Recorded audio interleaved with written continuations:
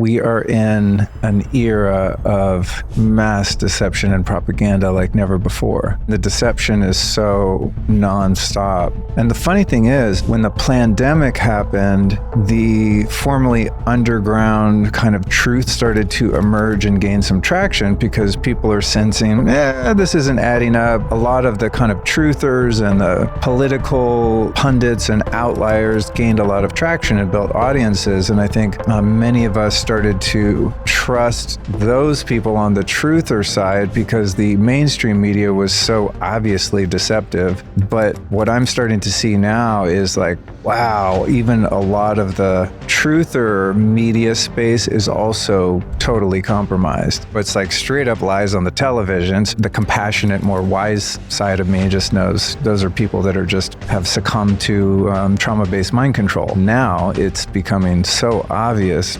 geopolitically that no one of the political class is really for us. So it's up to us to unify despite our differences and disagreements. At the end of the day, we are not the creator who sees and devises this grandest divine web.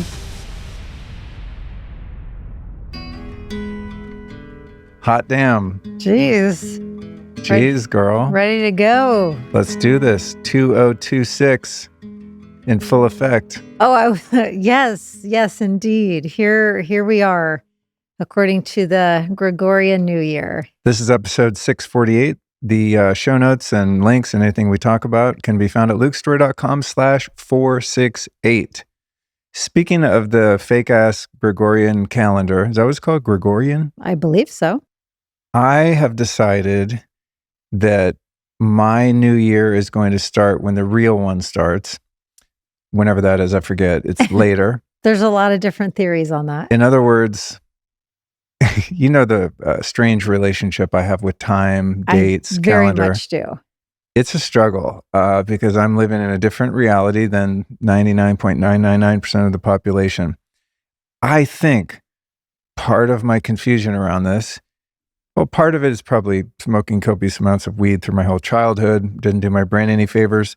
But the other part is daylight savings, changing the clocks, the fake-ass calendar. Like January 1st is not when the new year actually starts, but we're psyoped into believing it is. So I want to create my own custom calendar, and maybe something like this already exists, where I can secretly follow my own calendar in 2026 and then just kind of play along to appease the world with that's following the fake calendar. Okay, I find one huge issue in this exciting goal that you have. What? Now you're trying to impose upon yourself tracking and following two calendar systems when it's just not one of your top gifts and skill sets to follow. You have one. a good point there. So, if I can't even follow one, how am I going to follow another? Yeah. I think what got me excited is at one point when I was in the jailbroken backdoor of AI, I was like, yo, what's up with the fake ass calendar system? And it gave me this whole breakdown of the how and the why of the psyop. And then at the end of its diatribe, it was like, do you want me to make you your own custom calendar? And I didn't want it to stop and glitch out. So I was like, nah, we'll do it later. And then I never did it. Well, and we also, one of our dear friends, Nabat Irtash and Mira Dogon High Priest, the Dogon calendar system, they are either the oldest human civilization or one of, and so their calendar system, when, he was here and was sharing with us, like, that resonated as truth, the Dogon calendar system. And it's completely different than the Gregorian one and the one we follow here in Thank the you West. for reminding me of that. I think that's probably when I first became aware of the depth of the calendar psyop. However he broke it down it's like the cycles of nature, the moon, the sun, the seasons, etc. So the new year is like the beginning of spring, not the middle of winter. Well, yeah, and I could be incorrect, but if I recall, in the Dogon calendar system, I think that their new year is more like September or October. I'd need to do some research, but there is another tradition or calendar system that thinks it's the spring. And so yes, there are a lot of different theories and feelings and beliefs on this. What gets extra strange for me is that my birthday is on New Year's Day in the Gregorian calendar. And so it's just like, I don't know. It's always been funny having my birthday on 1/1. But now that we are to the point where everybody's questioning the calendar system, and that's the fake New Year, it's like now my birthday's on the fake New Year. It's not even the real New Year. Well, now, see, with my new idea, we can truly have a dedicated day of celebration for your birthday Right. that isn't overshadowed by the fake New Year. Oh, I think the boy. thing about it, to me, that where there's some friction is this idea that when nature and us as part of nature are going into that winter regeneration, shorter days, it gets colder, we're eating warm foods, it's cozier. You're still in the inner terrain. Exactly. And then that 1/1 hits and it's like, okay, go time, goals, Yeah. productive. And I'm never up for that. And they're like, what have you by the time it's like when this episode comes out at the end of January, which of your goals have you started to accomplish yet? Yeah, It's I don't want to just like, accomplish shit. I we're just want still- to I want to take naps Yeah. for most of January and February. Mhm. We'll start talking, March, mid-March, and then we'll see how it goes from there. I feel like April is a time when like spring is starting to happen, and that's when I want to spring into action and start getting busy. Well, yeah, and that's when the seeds that you've planted in the dark, colder, soil, they begin to start to germinate and come more to the Exactly. surface, and the sun's getting a bit more powerful. So yeah, Exactly. I hear you. But speaking of things that resonate as truth, that was really emerging as a theme I wanted us to chat about in the start of this year.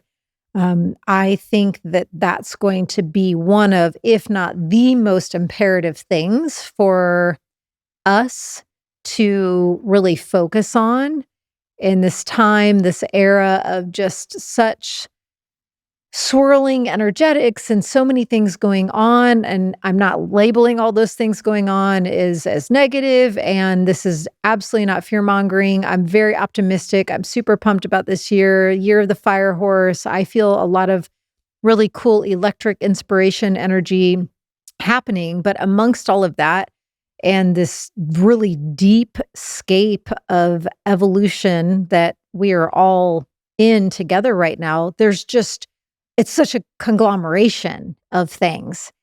And in the midst or amongst that conglomeration are energetics and attempts to pull us away from our inner divine knowing, to distract us from our true full divine power and create unnecessary chaos and confusion. And so I wanted you and I to talk about what feels like truth to us, and maybe it can kind of inspire those joining us in this episode to think about what feels like truth to them, so that they can have that as like a compass and a navigation for this year.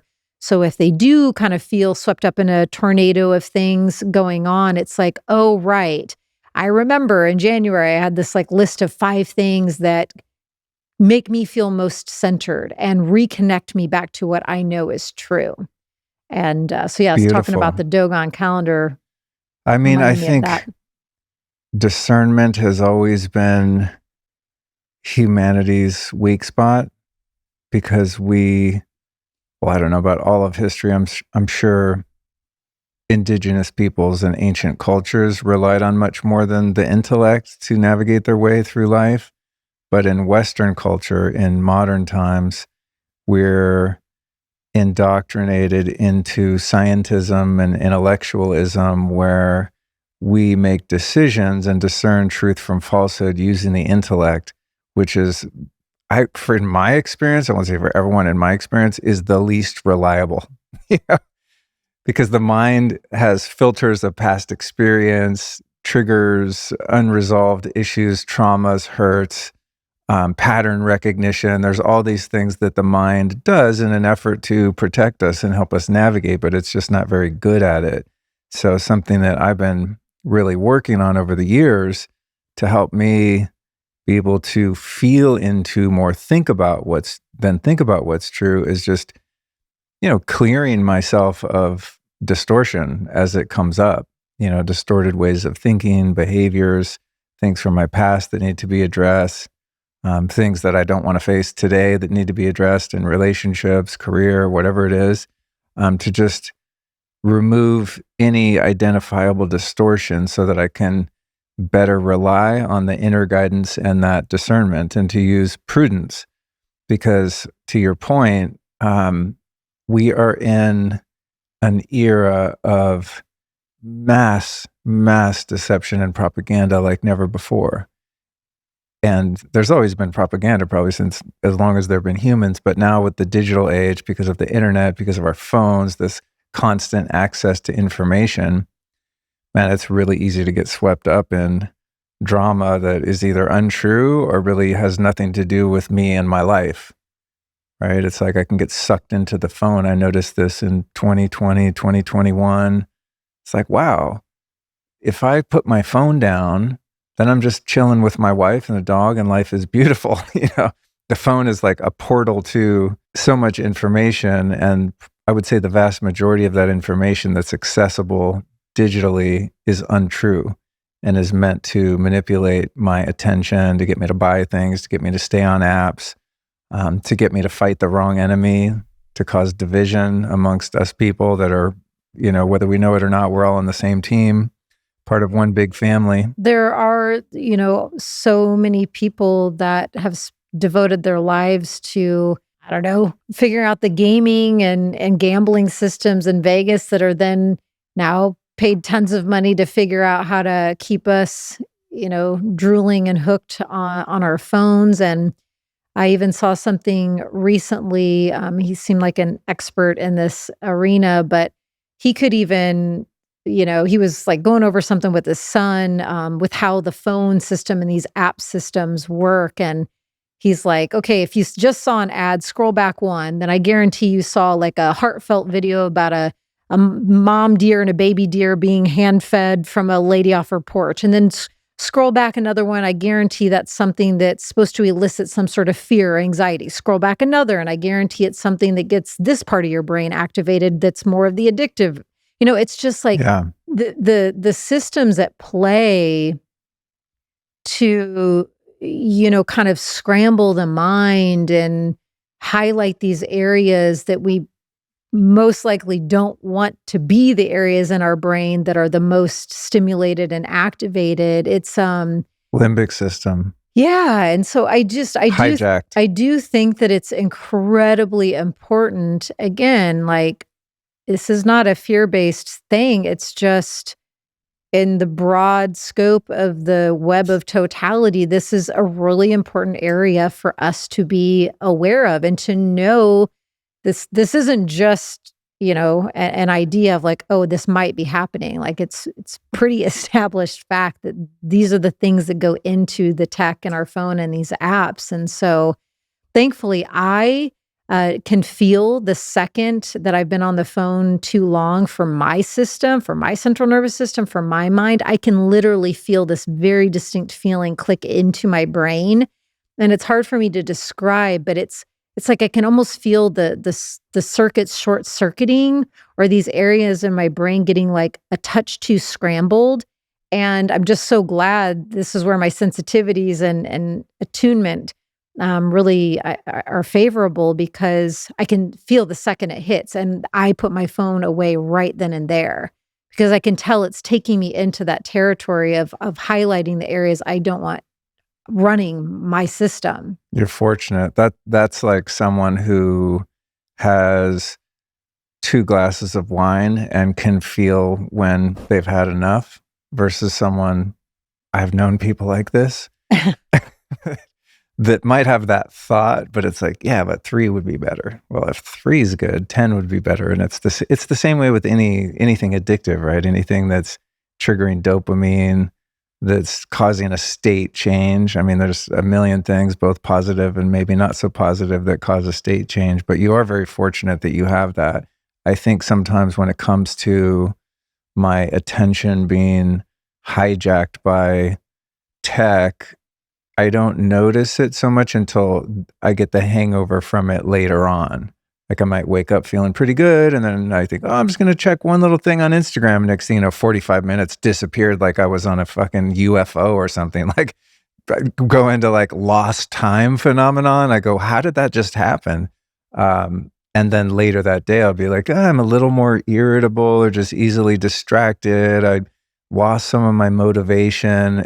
And so it's like cumulatively, I learn like, dude, you gotta apply some discipline because I won't really Yeah. notice it in the moment. In the moment, it feels good. I'm just like, yeah, refresh, refresh, refresh, you know? Yeah, well, I can feel the exact thing that you're talking about.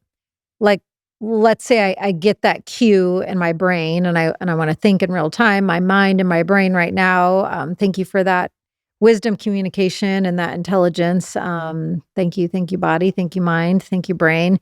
But let's say I feel that, and then I put the phone away. But it's a day where I'm just chilling at home, and but let's say I have a few rounds of that in one day. You know what I mean? And it's like a couple hours later, I'll pick my phone back up. I'll be on it for a while, then I'll feel the little schism in the brain, and I'll put it away. I also can tell the next day if I feel, the what we you and I call, like, the ratty brain, my brain's a little rattier, on a day, and I'm like, "Okay, so" and I'm like, "Ah, yesterday was a heavy phone use day," and it's just there's no denying how much it can throw your system off, whether it's your vagus nerve, your central nervous system, just the synapses, the neural pathways in your mind, your brain. I think it's very important this year that we are kind of all, I mean, do what you want. We're all sovereign. I honor everybody's sovereignty, but I'm just feeling when I was tuning into some of the things for us to chat about today, like this theme really rose front and center to like not be in denial about this stuff that's going on and really getting clear like what feels true, what feels like truth. For me, what I know is truth. It's pure love God, it's sacred earth mother, it's being connected to those places and also my soul, doing practices every single day that really get me unified with my soul. It's the fire, sacred grand fire. There's not distortion in fire. That's what clears distortion. That's what brings about transmutation and healing and the most ancient sacred remembrance. It's connecting to the fire. There was even a study I saw recently where if you look down at the fire and you're standing and looking down at it and you see like the embers and the fire being really alive, it scientifically like is shown that it activates your stem cells. And so I go to fire a lot. I go to my drums, my shamanic drums a lot, which I have about 6 at this point. Some animal hides, some not, but no matter what style, size of drum, the drum represents truth for me. Sweetgrass, which I have right here, which I would love to waft around in the air. If you ever need something to bring you to ancient truth instantaneously, I highly recommend. Ah, oh my gosh, sweetgrass. I'm gonna light it and hand it to you too. Okay. I can smell it from Oh, here. you can. Yeah, Yummy. it's so powerful. I love when you burn sacred things in the house. Oh my gosh. I mean, it's the go-to. I mean, Oh my God. Remember when I almost burned the house down last week? oh my gosh. Yeah. How could I forget? We called the We have fire a good department. PSA. Okay. PSA.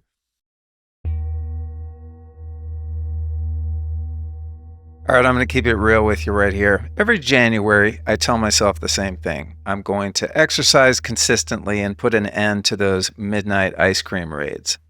Now, some years I do better than others. I'm hoping for the best in 26. But a few years ago, I did make a change that's made a huge difference. And thankfully, it became a daily ritual that didn't break down like so many of the other resolutions before it. What began as a habit quickly became automatic. I'm talking about Masszymes from Bioptimizers. I take it with my biggest meals, especially the heavier ones, and let me tell you what, the difference is real. My digestion is rockin' whenever I use these enzymes.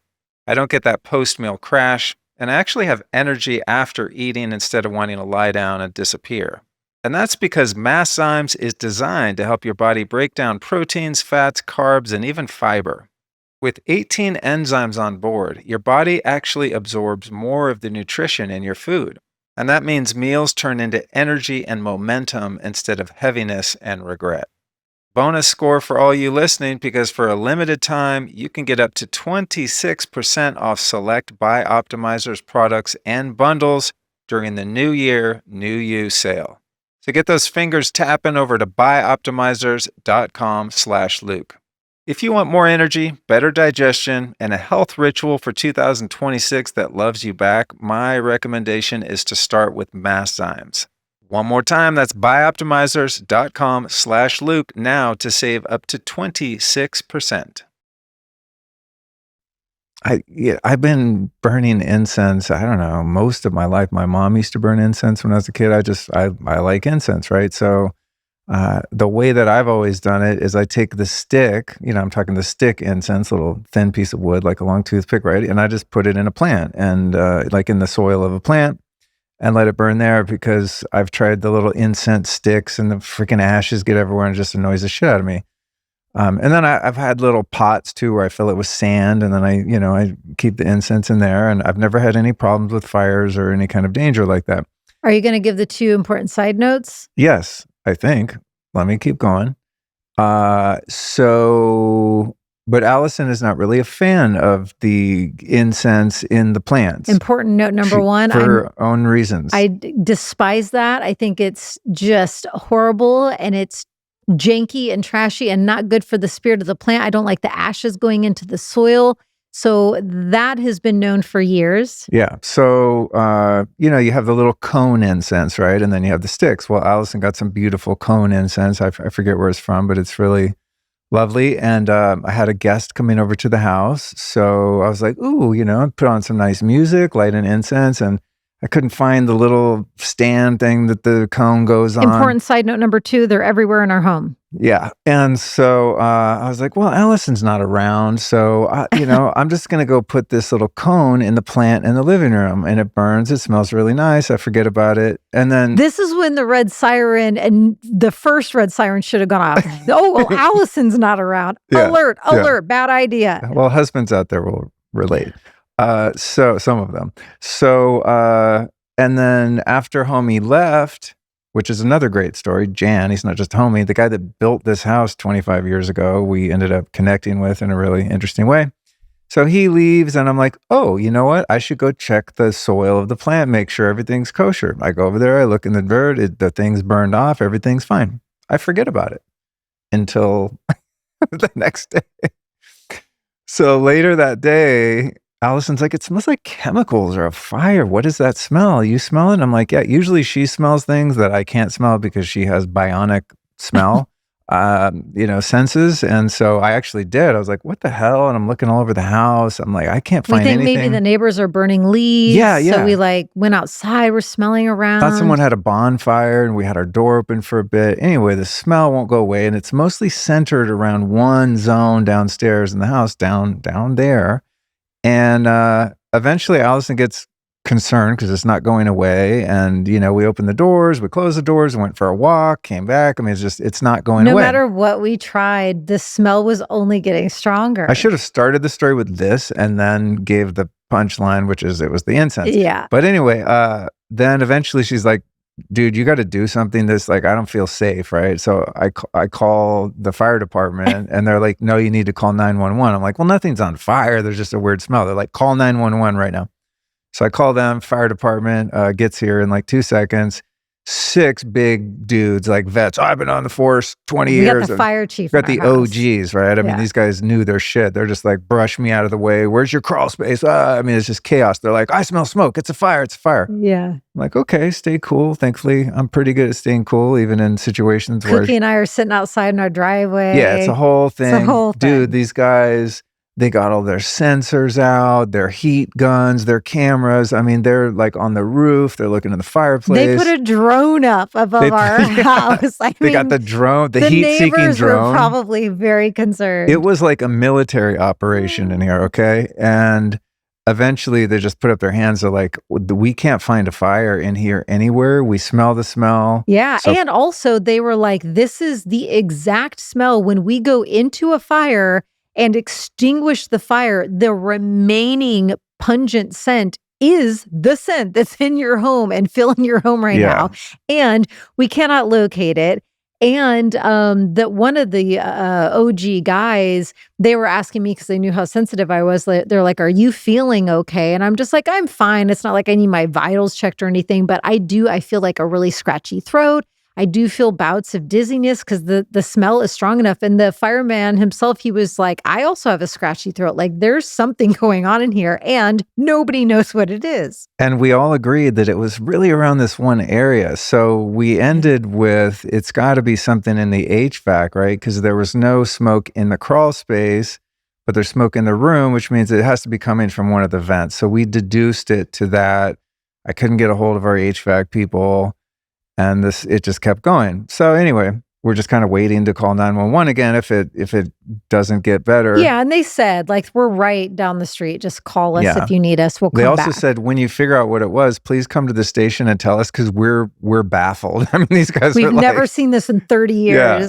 So anyway, long story short, later on, I think the next morning, I'm walking across the living room and I see this one plant that's very wilted. And I thought, oh, that's strange. You know, I'm pretty good with watering the plants. I think I have quite the green thumb, if I can humbly claim that. And it's a brand new hardy plant. Yeah. So it's kind of wilted. I go over there and the whole thing is like a giant flaming ember.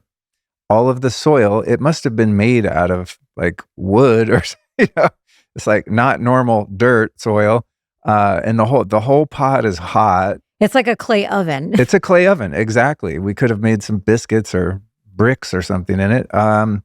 So yeah, that was that. So that's a PSA for anyone who, burns things like whether it's something beautiful, sweetgrass or sage or, any of the things people burn, Palo Santo. Public service announcement, please be careful and know that soil in plants, even though you just watered the goddamn plant and it should be wet and therefore not flammable, can still be. Alert. Yeah. Yes. That was such an adventure and just so interesting on a lot of levels. One, entering into the year of the fire horse and also, you and I kind of, because everything ended up being okay and everyone was safe and our beautiful sacred home that we spent years renovating was safe, we could have a little bit of a lighter attitude about it. And you had also apologized and assured me you would never, ever again do the thing that I said I never liked and didn't want you to do, which is putting incense in the plants. So you handled it pretty well, I got to say. Thank you. Yeah. I do. Yeah, I appreciate Especially since I just went completely brain dead. That's what I was about to talk about. We're all standing in front of the plant with the fire chief. Literally, there's 10 people. And Luke never told me. I had no idea that he put that incense in this plant. He never admitted it the entire time this was going on. And so after this was discovered and he finally came to me and admitted that he did it, he said right away, I assure you, I will never do this again. And because everything was okay, I was able to be, a little bit light about this, which I was kind of proud of myself for not, going into a rage or a meltdown on it. But yeah, I couldn't believe, there were at one point, you and I plus like 8 firemen all standing within a 2-foot vicinity of the plant that you put the incense in. And at no point did you ever think, maybe I should check that plant again. Well, what's even funnier about it is that I had the wherewithal to go check the plant in question after I had burned the incense. Mere hours later, the whole fire department's here. We're all standing around the plant. It never occurred to me like, hey, maybe I should check that plant that I just checked 4 hours ago. So strange. I mean, I'm never going to make fun of NPCs ever again because it just shows we can all be a non-player character. We can all check out. Oh my gosh. Yeah, none of us are, impervious to going to completely brain dead. Oh boy. Yeah, that was quite... That was a good one. And I think it's important still that I humble myself and go to the fire department as I told them I would, but I have to keep my word. You haven't done it yet. Yeah, I need to stop by and show them photos. This is what it was. It would probably be useful to them if that ever happens. Oh, we have to do it. I mean, there's what I'm saying? So when they go in, they'd be like, hey, do you happen to burn incense? That can become part of their protocol of questioning. I like how you're turning it into, you've done your civic duty, so it makes your ego 100%. feel a little bit better about 100%. almost burning the house down. All I did was take one for the team, for the community. Good job, honey.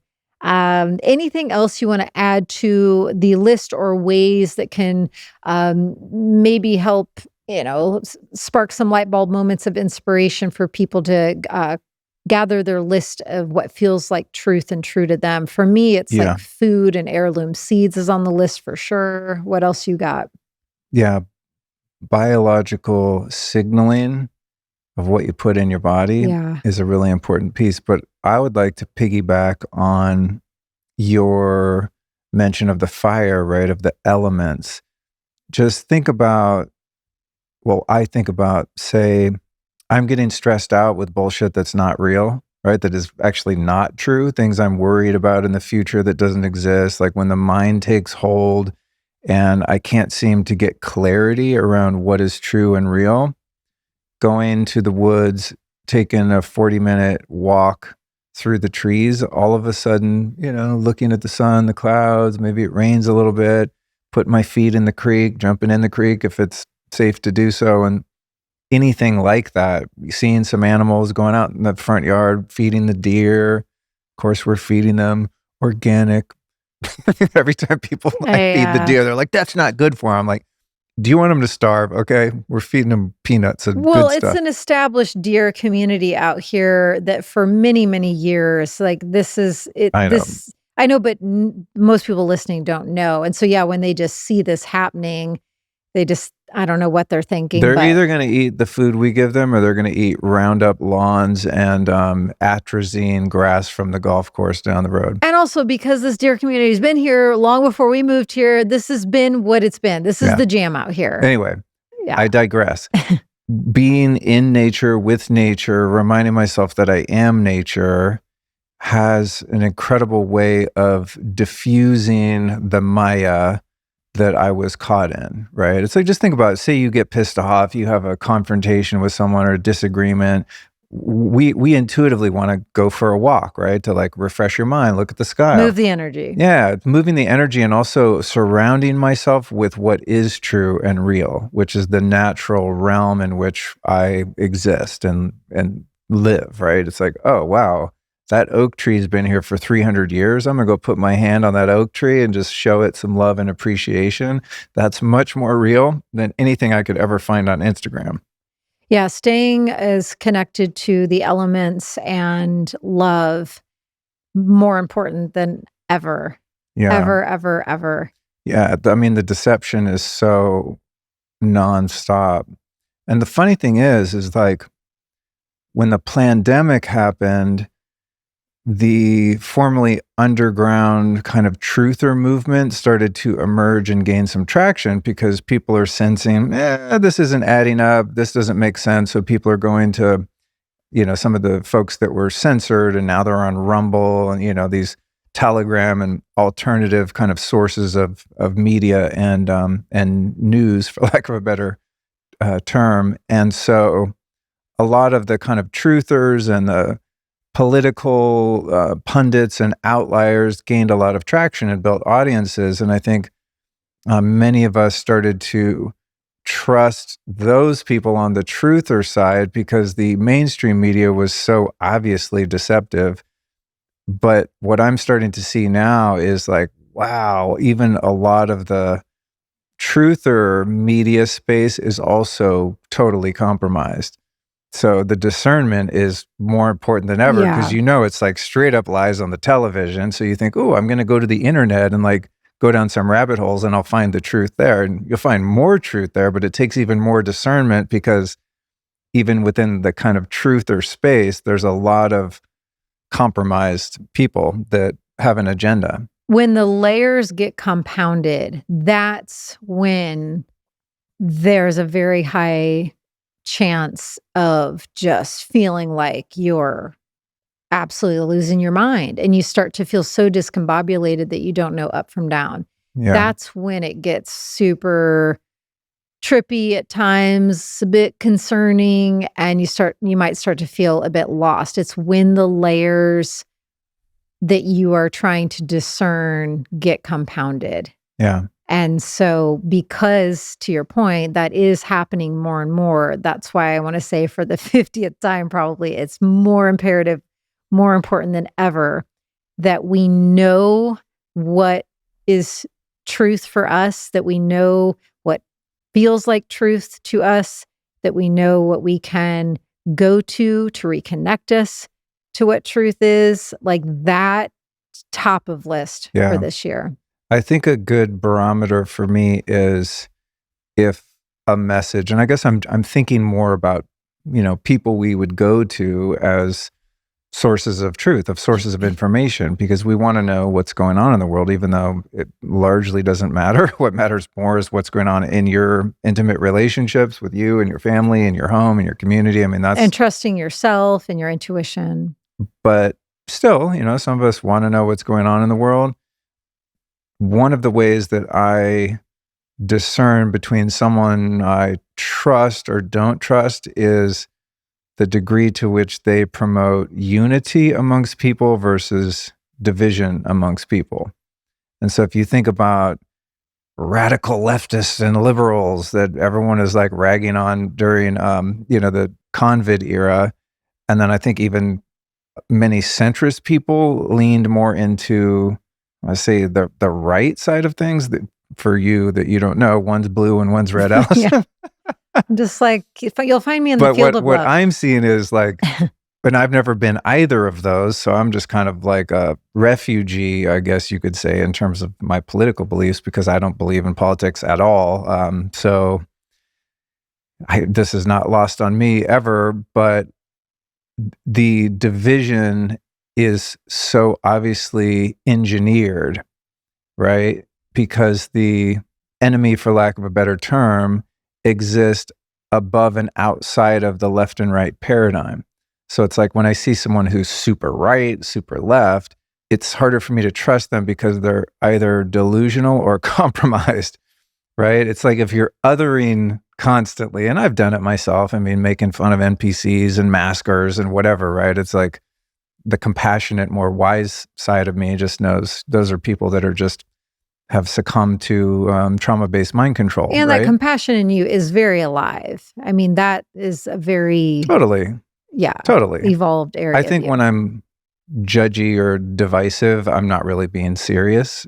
You know what I mean? It's like you also aren't making it your platform to be. It's not my platform at all. But I think that if someone is a unifying voice and a unifying presence, that's something really important to pay attention to. And to me, the unity is about humankind coming together with love and compassion and being for love and compassion, equality, all of the things that we value, rather than being against each other.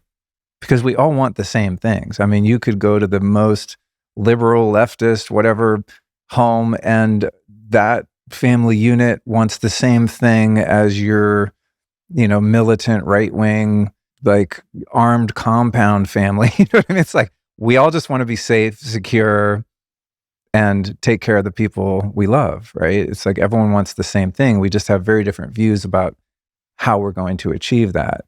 And now it's becoming so obvious geopolitically that no one of the political class is really for us. So it's up to us to unify despite our differences and disagreements. To me, that's truth. That's true, right? Like I can sit across from you and disagree with you on something and there's no love lost. Like that feels good to me. That feels true. Doesn't mean I won't stop someone that's trying to do me or someone I love harm. It's not like being passive or naive. It's like, man, let's get honest about who the enemy is, and it's not one another.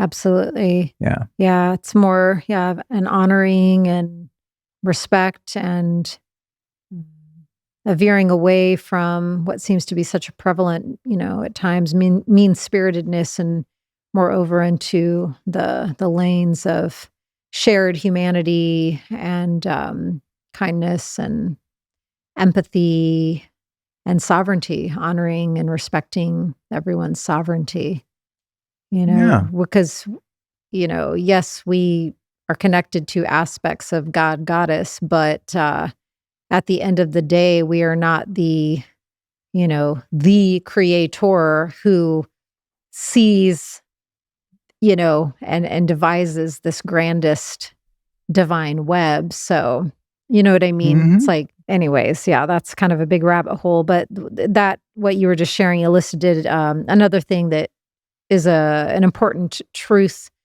to stay connected with for me, and that's prayer, the power of prayer. I pray multiple times a day, every day. Individually, we also do very regular, if not daily, family prayer time. And I think that it's fun. Praying's fun. And one of my big prayers is always, may all beings be happy and free, and different versions of that. Depends upon the day, May all beings find ease and grace. May all beings know the power of forgiveness. May all beings, just some version of, again, with that shared humanity and that oneness energy.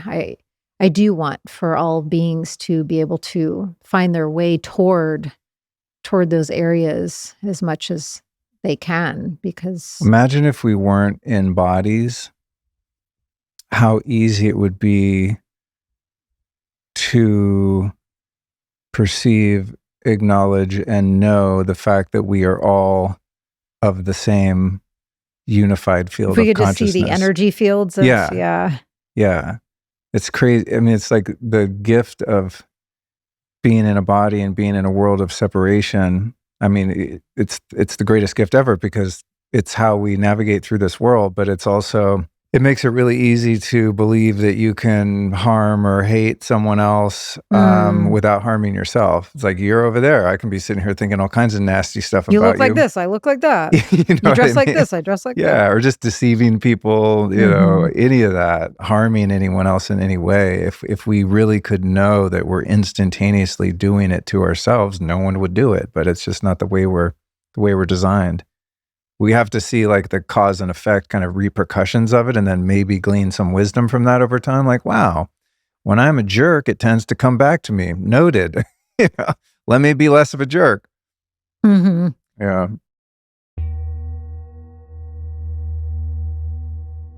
Our modern life creates a non-stop load on your nervous system. Travel, screens, and chronic overstimulation keep your system stuck in high gear. So even when you finally find the time to rest, your body never fully downshifts.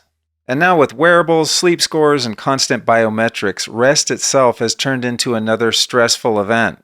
That's why I rely on Quantum Upgrade. It's one of the only things I've found that supports my recovery without asking for a damn thing from me, so there's no device, no tracking, and zero effort. Quantum Upgrade works by harmonizing the energetic environment your body is responding to 24/7. And when that background noise settles, your nervous system finally gets the signal that it's safe to go into repair and restore mode. So your sleep gets deeper, stress drops faster, and you stop feeling smoked for no apparent reason. And my favorite feature is that Quantum Upgrade even harmonizes invisible EMF stress from things like Wi-Fi, cell towers, and modern technology. Sounds cool, right? Well, what's cooler is you can try it for free. Here's what you do. Go to lukestory.com/quantum upgrade and use the code Luke15 to start your 15-day free trial. Because recovery shouldn't feel like another item on your to-do list. So upgrade your field with the Quantum Upgrade trial right now and make recovery effortless again. One more time, here's how you find it. lukestory.com/quantum upgrade. And don't forget to use that code Luke15 to get the free hookup. Yeah, another prayer for me personally is something along the lines of, where there was once fear, let there easily be security. One of the veils that lifted for me last year, I mean, I had varying degrees of awareness of it. Some of the examples I was shown in journeys and meditations, or just connecting to my soul or inner child, I was shown really like detailed examples of past fear-based imprints or, fear-based kind of trauma energies that might have got stuck in the energy field or whatever. But toward the end of 2025, I just started to see just how much fear I had previously been living in, how much fear had been an operating system. And it was a real eye-opener for me. So starting a number of months ago, one of my prayers, regular prayers, started to be, where there was once fear imprinted or lodged, allow that to easily be replaced with truth, with love, with divine security. Have you ever read the prayer of Saint Francis of Assisi? I don't know it by heart, but I feel like if you say it, I will know it. I don't know it by heart either, because it says that and it covers all the bases. Oh, cool. Yeah, it's really beautiful. Hmm. It's in one of the 12-step books. Okay, yeah. So they use it as an example. Yeah. Another thing that really revealed, that felt really powerful and incredibly monumental and life-changing last year, that I'm carrying the medicine of it into this year, is the medicine of imperfection and the medicine of mistakes. Oh, yeah.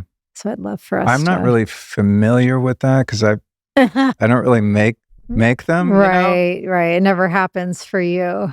But I mean, I empathize with people that make mistakes. It must be rough. But yeah, I kind of just do things right all the time. We'll find something else to talk about then. No, I want to talk about that. Okay, ready for the prayer of Saint Francis of Assisi. Okay. The prayer for peace.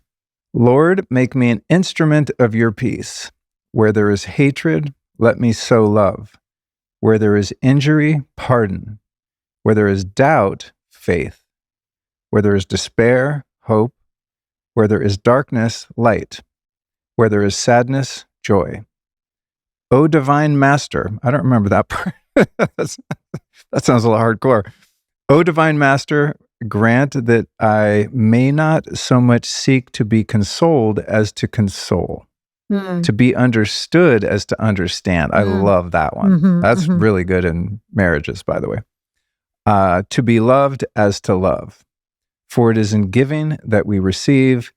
It is in pardoning that we are pardoned. And it is in dying that we are born to eternal life. Damn, son. That's really powerful. Not a good one. I don't know that I've ever heard that actually in full, but yeah, we should print that off and maybe add that to our refrigerator. And that does feel very in line with the theme of the medicines of imperfection and the medicines of mistakes, because, over the last couple of years, I really, and this might not feel brave to, good portion of people listening and joining us today, but for me, just based upon my life path and various things, it was really deep, brave work for me to really allow myself to enter into the arena of being imperfect and allowing myself to,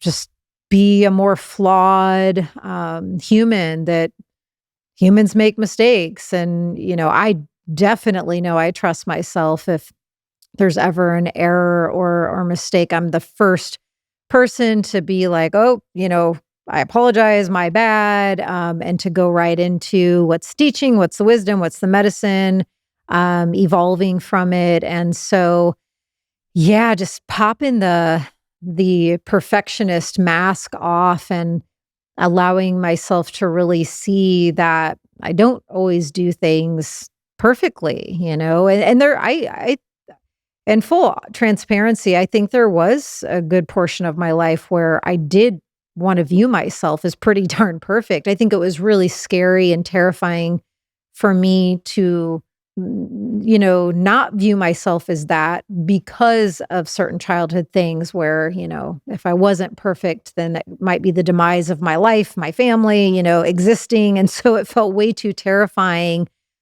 to let myself acknowledge that I was an imperfect, flawed human. And that's why it was such deep, brave work for me to start to let myself enter into the territories of examining and really seeing and taking those masks off and letting myself see more and more and have more awareness of my imperfections. And there's just so much medicine in that, one of which is said in that prayer of you can obviously pardon others more gracefully and easily when you've let yourself take those masks of perfectionism off and allow yourself to see your own flaws, your own capabilities of being a flawed human and a mistake, making mistakes and pardoning yourself and having self-forgiveness. It's just, it then expands you into being able to do that for others more. Totally. I mean, it diffuses projection, right? I mean, so much of the blame we have on other people is just a projection of the shadow shit within ourselves that we don't want to face or admit. But to your point, acknowledging, admitting my messiness, sloppiness, stupidity, imperfection. I mean, the freaking incense story, it's just like, I think it's hilarious. I'm sure I felt dumb and maybe judged myself for a minute, but I'm pretty quick to just know that I'm human. But say I hear someone else doing something as unconscious as that, now I automatically can kind of be like, well, let's look in the mirror here, Luke. I mean, remember the thing with the incense? Somebody, whatever, the gardener does something stupid that I don't like. Oh, what an idiot. It's like, well, let's look in the mirror real quick and just know, you do quote unquote dumb things all the time. And I can cut myself some slack and get in the practice of that. And it makes it much easier to cut other people some slack. Yeah. And I found there was definitely like a equidistant formula happening the more I would kind of test the waters in trusting that I'm always safe no matter what, in the grandest scheme of things, like I'm always safe, truly, no matter what. And I was like, okay, that feels like a truth to me. So if I'm going to believe in that truth and live by that truth, then that means I should be able to be a human too. Yes, I'm so grateful for these incredibly powerful God-given gifts I've been given and that we all get given in our own unique ways, but mine tend to be very oracular and shamanic and prophetic. And I'm really grateful for those, but I'm also a human. And I don't, just because I'm out with my gifts and I might be known to some people for having these gifts, I don't want it to ever become lost on me or anyone else that I'm also a flawed, imperfect human. It's too much of a weight to bear. It's too much of a pressure to carry around to only want to be seen or to only try to let yourself be seen in the lane of the spiritual side and the gifted side. It's like, and so it just was such powerful terrains and paths for me to let that other side open up.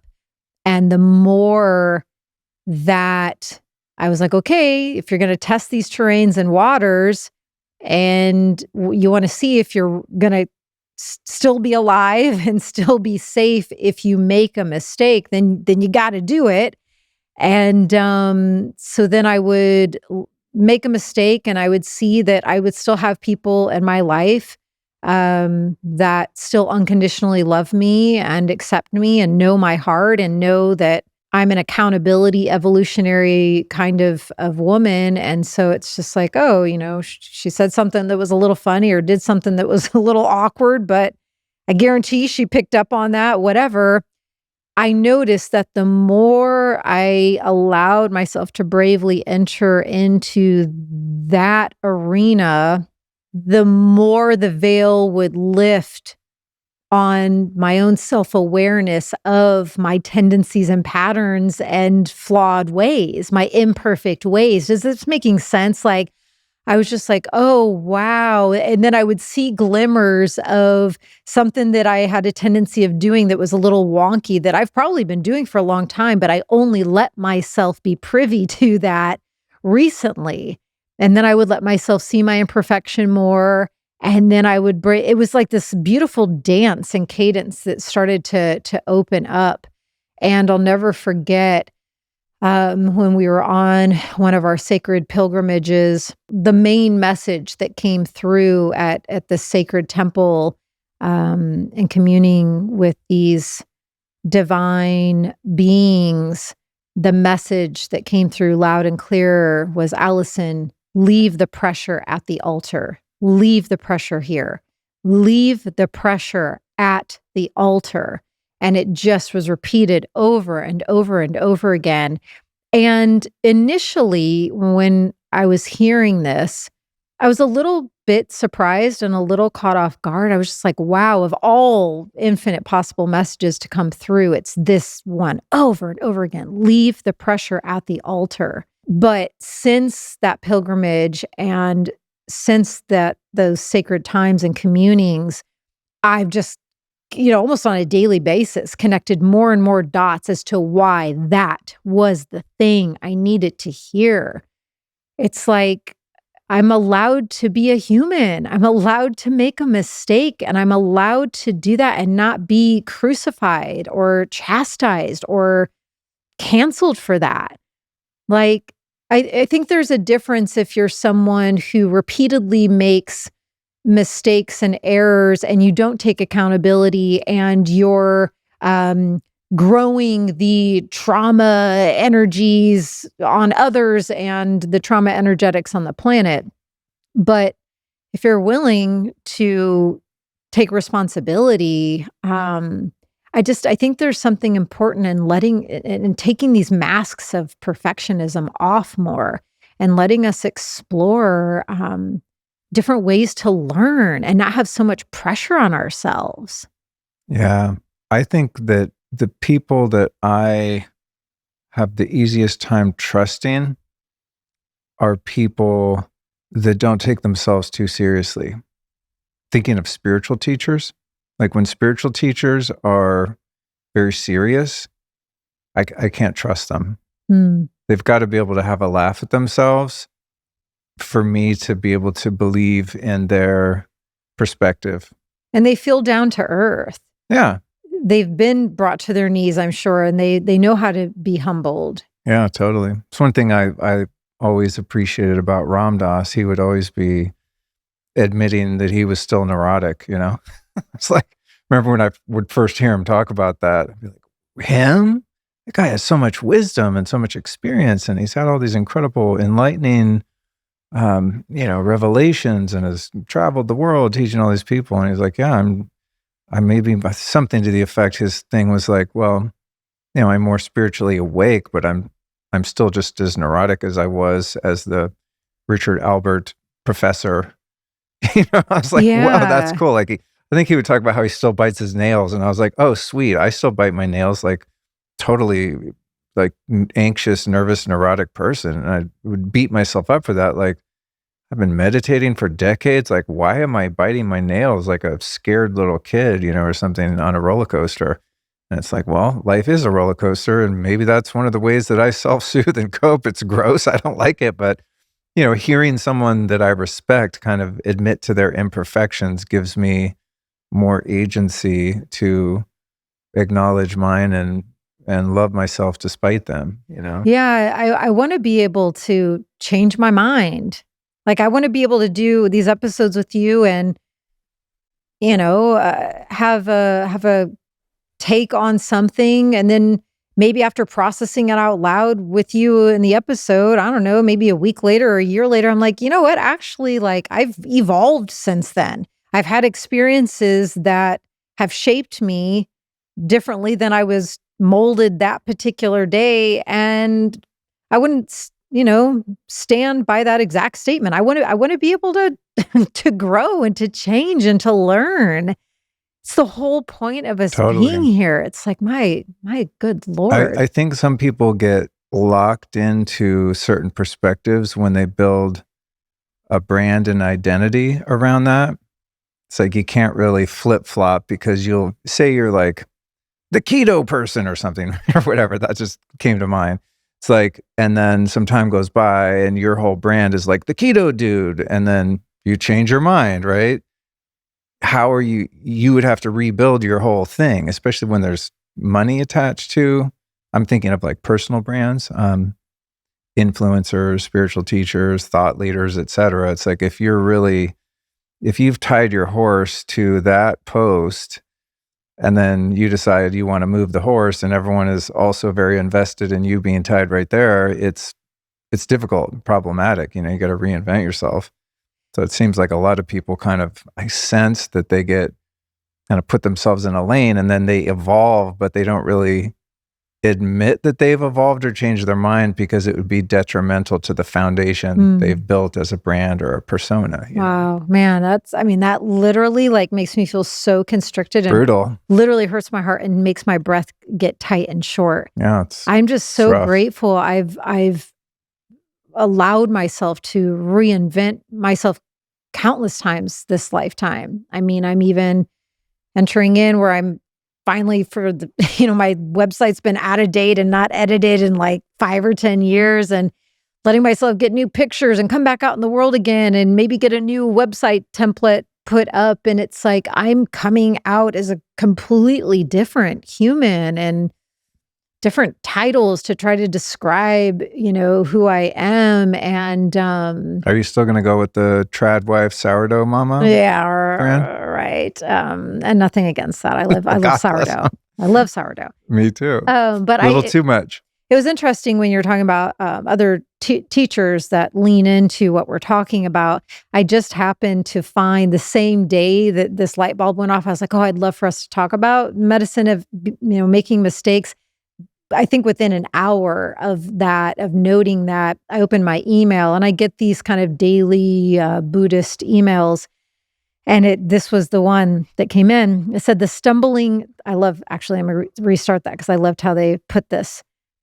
Do you hear the wind howling out there? Wow.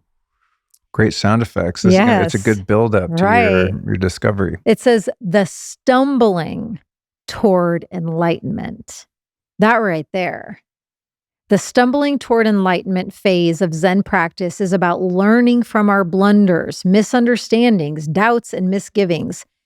The way we stay engaged in the process is by recognizing and radically accepting when we have gone off course. And a Zen teacher, whose name I probably am not going to pronounce right, Tegan Leighton, said, "It's extremely important in practice to make mistakes. Mistakes arise naturally when we embrace don't know mind. Even though we don't know where we are within the process of awakening or where we are going or how to get there, we remain curious." I love that. And curiosity is the spark that fires our attention and vitalizes our commitment to the path. There's just so much power and medicine in that. Well, they say age comes with wisdom, and I'm hoping that's true. But unfortunately, it also comes with wrinkles. So I'm going to let you in on a secret that's been soothing out my complexion and keeping my skin firm and toned. It's the red light face mask from Bond Charge. You might know Bond Charge as a holistic wellness brand with a huge range of science-based products to optimize your life. I'm a big fan and have been for quite a while. Their red light face mask emits both near-infrared and red light, helping to boost the production of elastin and collagen in your skin. Treatment time's about 20 minutes a day, and because it doesn't obstruct your eyes, it doesn't even have to interrupt your flow. I just strap mine on, set a timer, and go about my day. Another great feature is that it's cordless and rechargeable. Plus, it puts out literally 0 EMF, which is super important, especially on a sensitive area like your face. So to get your red light face mask, here's what you do. Go to bondcharge.com/lifestylist and use the code lifestylist to get 15% off. Oh, and unlike other brands, Bond Charge very intelligently removed the blue and green light so you can be sure the mask won't disrupt your circadian rhythm or your sleep if you use it at night. Again, that's BONCHARGE, bondcharge.com/lifestylist, and that code again is also lifestylist. One of my practices that I'm going to be adopting along these lines is being more readily able to just answer questions with, I don't know, I haven't looked into it, which I learned from Mark Gober the other day. This guy's written 7 books on really heavy topics, right? He's highly intelligent, very well read, well studied. He's a big thinker, brilliant guy. And he's funny to interview. And I told him this, so I'm not talking shit about him, but I'll ask him a series of questions and he'll have some great answers and insights. And then I'll get to another question. I'm just like, yeah, and what about this thing? And he's like, yeah, I really don't know. And that just goes quiet. I love that. I go, that's cool. Very few of us, I think, are comfortable in the I don't know. Not only admitting it to ourselves, right? But to, in a public sort of forum, to just be like, yeah, you got me there. And right there, like, I trust that guy. Totally. And totally. It's funny you bring that up because... And it's like, I'll admit it, I won't bullshit and like say something I don't believe to be true, but my reflex isn't to just go, yeah, I don't know. It's to start like guessing and dreaming, which is great, right? To feel into things. Well, it might be this, it might be that. And I mean, I think there's something to be said for that, but there's a real medicine in just saying, yeah, I have no idea. And that's the end of your answer. So I'm gonna practice doing that more when I'm really at a loss. I love that you randomly used that as an example, because one of the things I enjoyed most about chatting with him, with Mark, the other night, he and I just kind of got into a personal one-on-one little deep dive on motherships and planets and extraterrestrial experiences and whatnot. And it veered into other terrains as well, but he was asking me quite a lot of questions. And there were a number of times where I was just like, you know what? I don't know. Or I love that you asked me that, and I'm not totally clear on that, but thanks for reminding me that that's a great question. And I've been wanting to meditate on that, and I'll have to get back to you on that. And one of the things that I took away from enjoying my time with him was that I was able to say to him a number of times, I don't know. So isn't that interesting? That because he healthily embodies that himself, Yeah. Who knows what the orchestration was going on there, but I didn't know that he did that in your episode. He does it quite a lot. I have no idea because I never listened to. Which would be less interesting if it was someone that didn't know a lot. Right. But he's a guy that knows a lot about a lot of very interesting topics, and he's the first guy to be like, yeah, I can't help you there. Don't know. That's it's so I did not know that he had that quality, and I didn't mention that to you, but one of my favorite takeaways from my night chatting with him was that I was just able to freely say to him, like, I don't know. I don't have that answer for you. That's really interesting. You got in the Mark Gober, I don't know field. Yeah. It feels good. I don't know. I'm just sort of drawn to that. Not like plain dumb, but when like, I think for me, when I sense that I'm going to make something up, but just feel like I have to contribute something to a topic, idea, conversation, just because I want air to come out of my mouth. It's like, maybe I could save my words for things about which I am more certain or passionate or both. And when I'm not, to just rest in the awkward silence of, yeah, I don't know. Because sometimes people also ask leading questions because their mind wants your mind to engage and get in some sort of quasi argument about it too. It's like a psychological sort of baiting that some people do, where they know there's like a charged topic that they probably disagree with you on. So they say, I don't think I've ever done that in my life. Do people do that consciously or unconsciously? I think unconsciously. Oh, okay. It's the mind doing it. They don't know that the mind's doing it. Oh, okay. Yeah. Fascinating. It probably happens in my world more than your world. Yeah, I'm just like, what? People it's like, do yeah, that? so what do you think about the such and such? And it's like bait to get you to engage in something that would be controversial or something that they want to tussle with. Huh.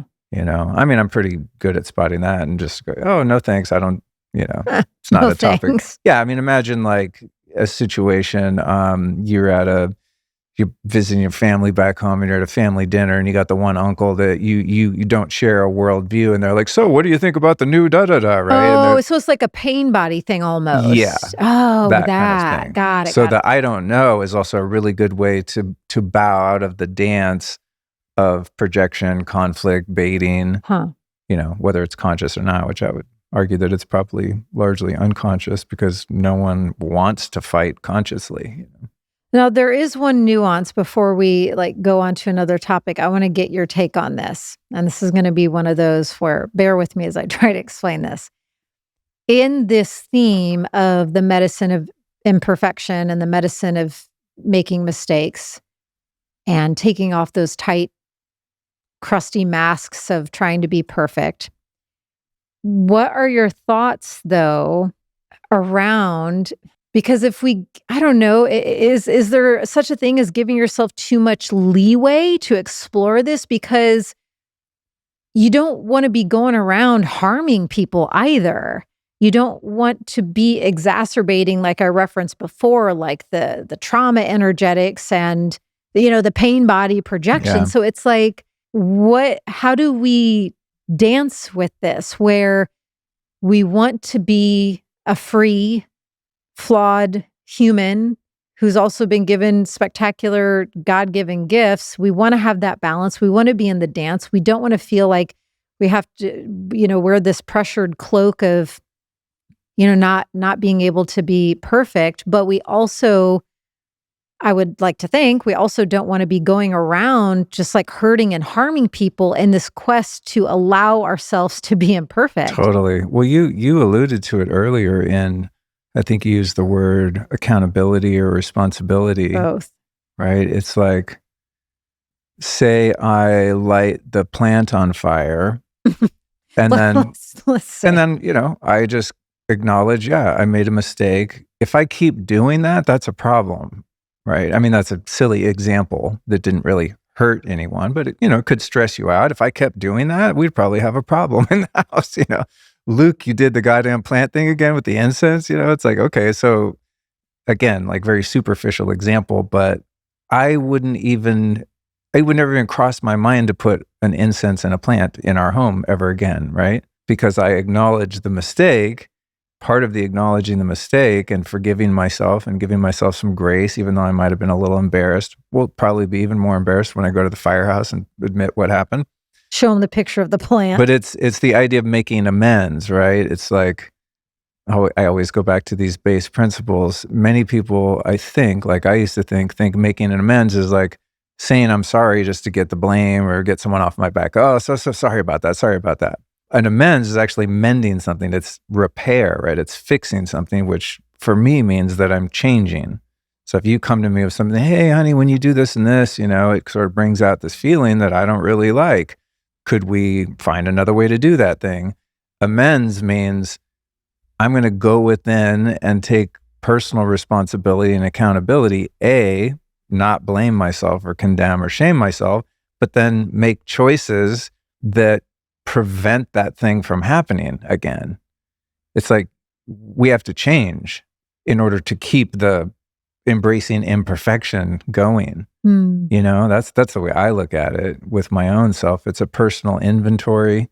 It's like just monitoring my own games and shit, whatever I'm up to, of just being honest with myself and being willing to change when I do make mistakes. And if one can do that, I would say there are no mistakes. Like the mistake is when you know and you do the thing again and again and again. That's kind of how I think. I don't use the word sin, but that's how I think of a sin. If you innocently make a mistake, whether it's because of your programming or unresolved shit, whatever it is, your patterns, it's like if you unknowingly do something that harms someone else, there's accountability, responsibility, depending on the nature of the error, right? But say it's something that's relatively insignificant.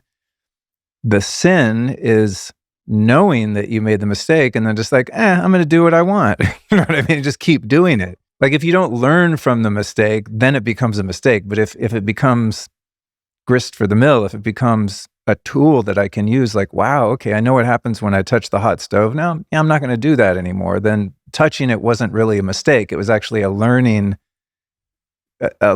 point of experience that now I can integrate into my behavior and awareness and not do that anymore. Well, there's the whole other lane, though, of, the times or people that won't allow themselves to see that they have made a mistake or that they have harmed. Yeah. So then it's then that Yeah, you gets just got to weird. stay away from those people. I'm like, I don't hang out with those kind of people.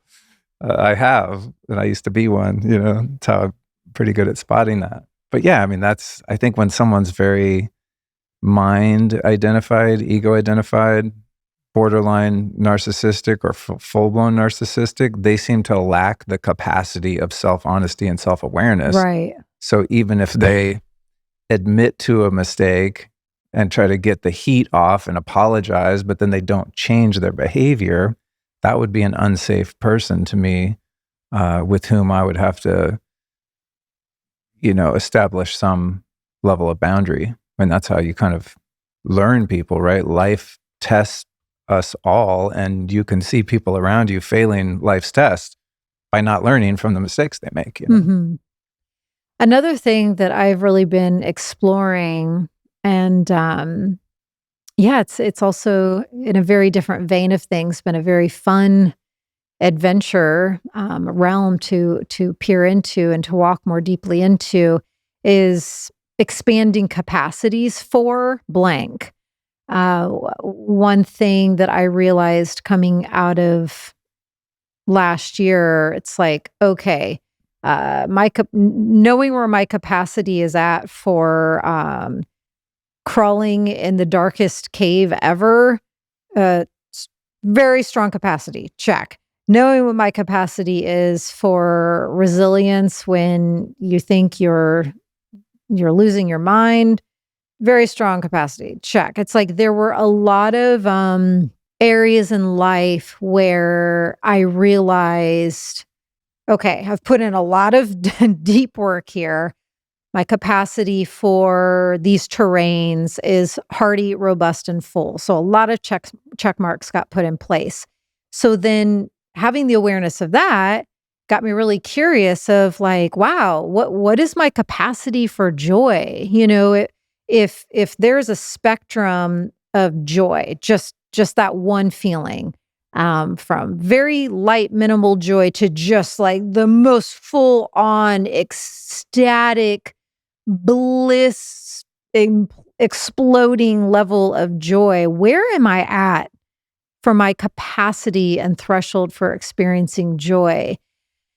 And I realized that's one thing I'm excited about expanding more into is growing my capacity for joy. And I wanted to know, where are you at in that? And this might also, again, elicit some cool ponderings for the community joining in this conversation. It's like, oh, they might get curious about what is their capacity they want to expand more into this year. Well, first I want to say I want to join forces with you this year and Nice.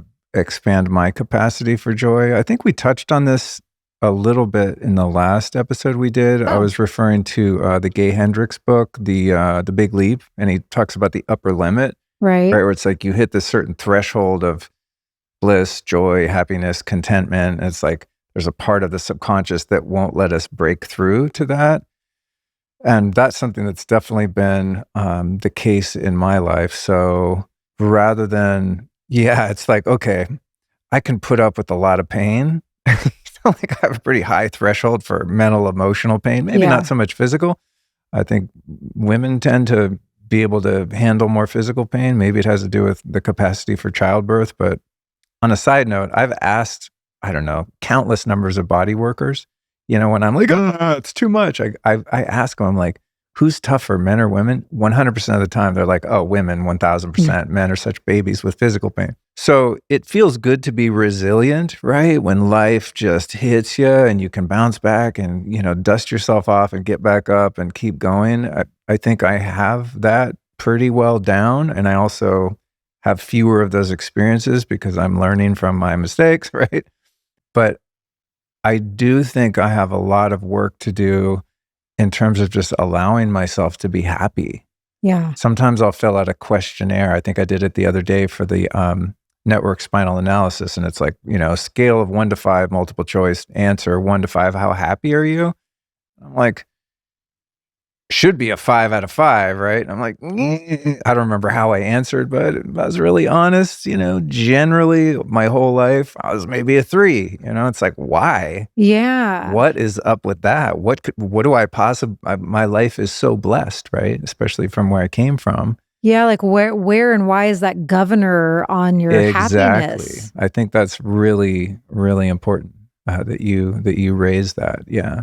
One talking it's so funny you brought up the network spinal. Part of what elicited this exploration was because I noticed one of my appointments there at Network Spinal with Dr. Jeannie. Shout out to her, love her. What's it called? The Hive? The Hive The Chiropractic. Hive Chiropractic. Yeah. I've only been once. Alyson goes all the time. Yeah. I highly recommend based on my initial experience. So we'll put that in the show notes for people But that one day I was live here. there for my Network Spinal appointment. So at this last, or no, it wasn't the last appointment I was there, but it was recent. I had not yet gotten onto the table for my treatment, but I was in the building and I was sitting in the couch in the office.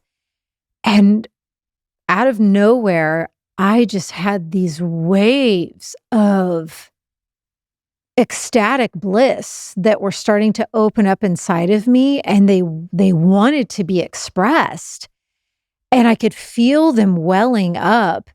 And I could also feel that the expression of this ecstatic bliss energy wanted to be vocalized. And I stifled it because even though, yes, if you've ever been to Network Spinal, yet, sometimes there are sometimes you cry, sometimes there are noises that move through you, but there was something. I stopped myself because I wasn't having my session yet. And I just felt like it would have been so weird if I'm sitting on the couch and I'm like sounding like I'm having an orgasm almost, because ecstatic bliss can sound like an orgasm. And I could tell that what wanted to move through and out of me was probably going to go kind of into that lane. And not that I wasn't feeling anything in my vagina, but I mean, it wasn't that kind of orgasm, but it was going to sound orgasmic.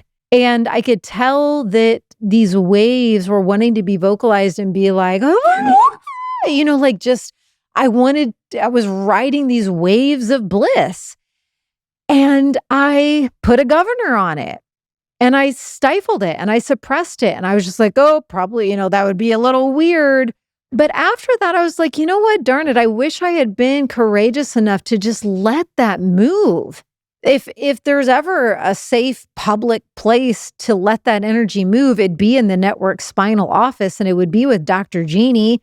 And she probably, maybe not. She might have looked over at the couch at me and I just would have been like, I'm just feeling bliss. And it would have, a few of us might have had a good laugh, and it might have opened up freedom and permission for the other people there. You know what I mean? It's like, don't, but noted, like the next time I feel I'm kind of talking to my own self in this moment right now. I'm talking to my own spirit, my own soul, my own body, my own mind, my own emotional system. And please forgive me for putting a governor on that ecstasy, on that bliss, that joy energy that wanted to be felt and expressed. The next time I feel you, I'm going to do an even better job at allowing the full expression of that. And it was just such a perfect example of capacity for joy, capacity for ecstasy, capacity for bliss. It's starting to open up and blossom more in me. And in that particular day and instance, I put a little topper on it. I didn't let it fully move. You handled it imperfectly. Yeah. It's all coming together.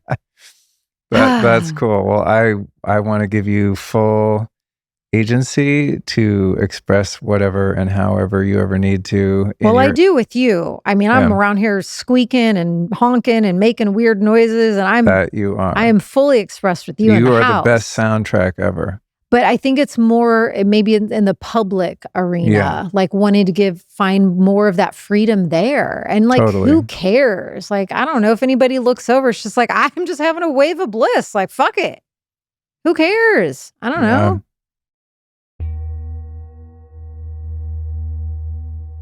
Well, the holiday season is finally behind us, and after all the stress, the gatherings, powering through it all when you're really just running on fumes, there comes a time when your nervous system taps you on the shoulder and says, "That's enough, kid." Now, I've been alcohol-free for almost 3 decades, so I don't come at this from theory. I know exactly how celebration can slide into self-destruction. I also know that white-knuckling a reset never works, but there is something that does, and it's called Little Saints. These are zero-proof cocktails and spirits that actually feel like a proper drink. So they're not a substitute or a mocktail. They're built with functional ingredients that support your body instead of poisoning it. Crafted with adaptogenic herbs and mushrooms like reishi, lion's mane, and damiana, Little Saint supports calm, clarity, and emotional balance. So instead of numbing you out, they soften the edges in a clean, grounded way. I use the bottles when I want to slow down and make a real cocktail on ice that even looks and tastes like one. And I go for the cans when I want something cold, effortless, and ready to go. To get your non-drunk drink on, here's what you do. Visit littlesaints.com/Luke, and the code Luke will save you 20% from your first order. So whether you're alcohol-free like me or just sober curious, Little Saints lets you give your body a break while keeping the ritual intact. Once again, that link is littlesaints.com/Luke. So what capacities are you looking to expand more into? This year, definitely that. That would be my number one, which I didn't know until you just elucidated it. And I agree because I feel like as much work as I've done on myself and, dredged in the shadows of my being, that what's underneath that work is freedom and joy and all the things that you describe. So that for sure, I would say in alignment with that and in support of that would be putting in some more effort to connect with people, and I think that's part of just being in such a isolated creative process for so long now that I'm feeling that need is wanting to be fulfilled, and it's not going to fulfill itself, right? No one's going to just show up at the door and be like, "Hey, I feel like you need some company, Luke. All the homies are here." It's like I have to be proactive about that. And That's like when I was calling in my partner, and I would never leave my apartment in Brooklyn. I'm like, hopefully they'll just come and knock on my apartment door. And I was like, exactly, I got to get myself out there. exactly. So yeah, I feel like, I'm you're not going to find me at any big loud parties or anything like that in the near future, but I have felt very insulated for some time now, and thankful. And it's easy to do that with you too, because we have so much fun. Cozy up. Yeah, we enjoy each other's company. It's just, it really never gets old, to be honest. So a lot of those needs are fulfilled just because that's how we roll. But I think specifically with men, it's important for me to connect with men, and those kind of bonds are supportive in a different way. And along with that is also something I've been missing for a long time, just because the way my career and life have been situated, and that is seeking out more opportunities to be of service, to just be there for people and help people in a more meaningful way. I'm there if someone needs me, but my relationships now are very peer-to-peer, right? It's like we support each other, but I'm not like mentoring anyone or You don't have coaching anyone. coachitis. Yeah, I'm probably the only guy in Austin that doesn't coach people, but which is great. I Unsolicited. support that. I've had many mentors Oh, you're and coaches sharing? and Let me stuff. tell you 5 ways that you could do that better in your life. Yeah, that's something I learned pretty quick here also, is like when I want to open up to someone, it's important that we've established that it's peer-to-peer and that I'm not asking them to coach me. The unsolicited advice thing is pretty prevalent here, so I grok that early on. The unsolicited counsel is, which is a little isolating, because I'm also just a transparent, authentic person. At least I think I am. I aspire to be. So if someone says, like last night, we went to an event, and I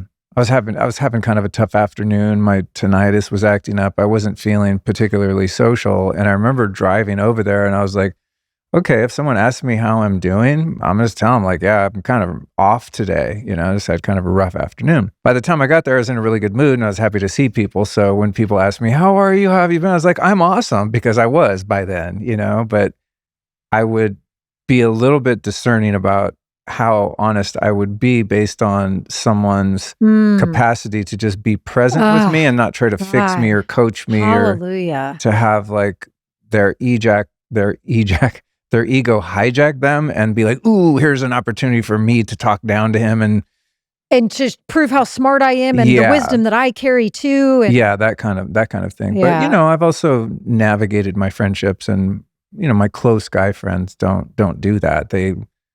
We all kind of, there's an unspoken rule about kind of unsolicited advice. And if one Maybe of we should remind people though that sometimes when people share, it's just to connect and have a human bond.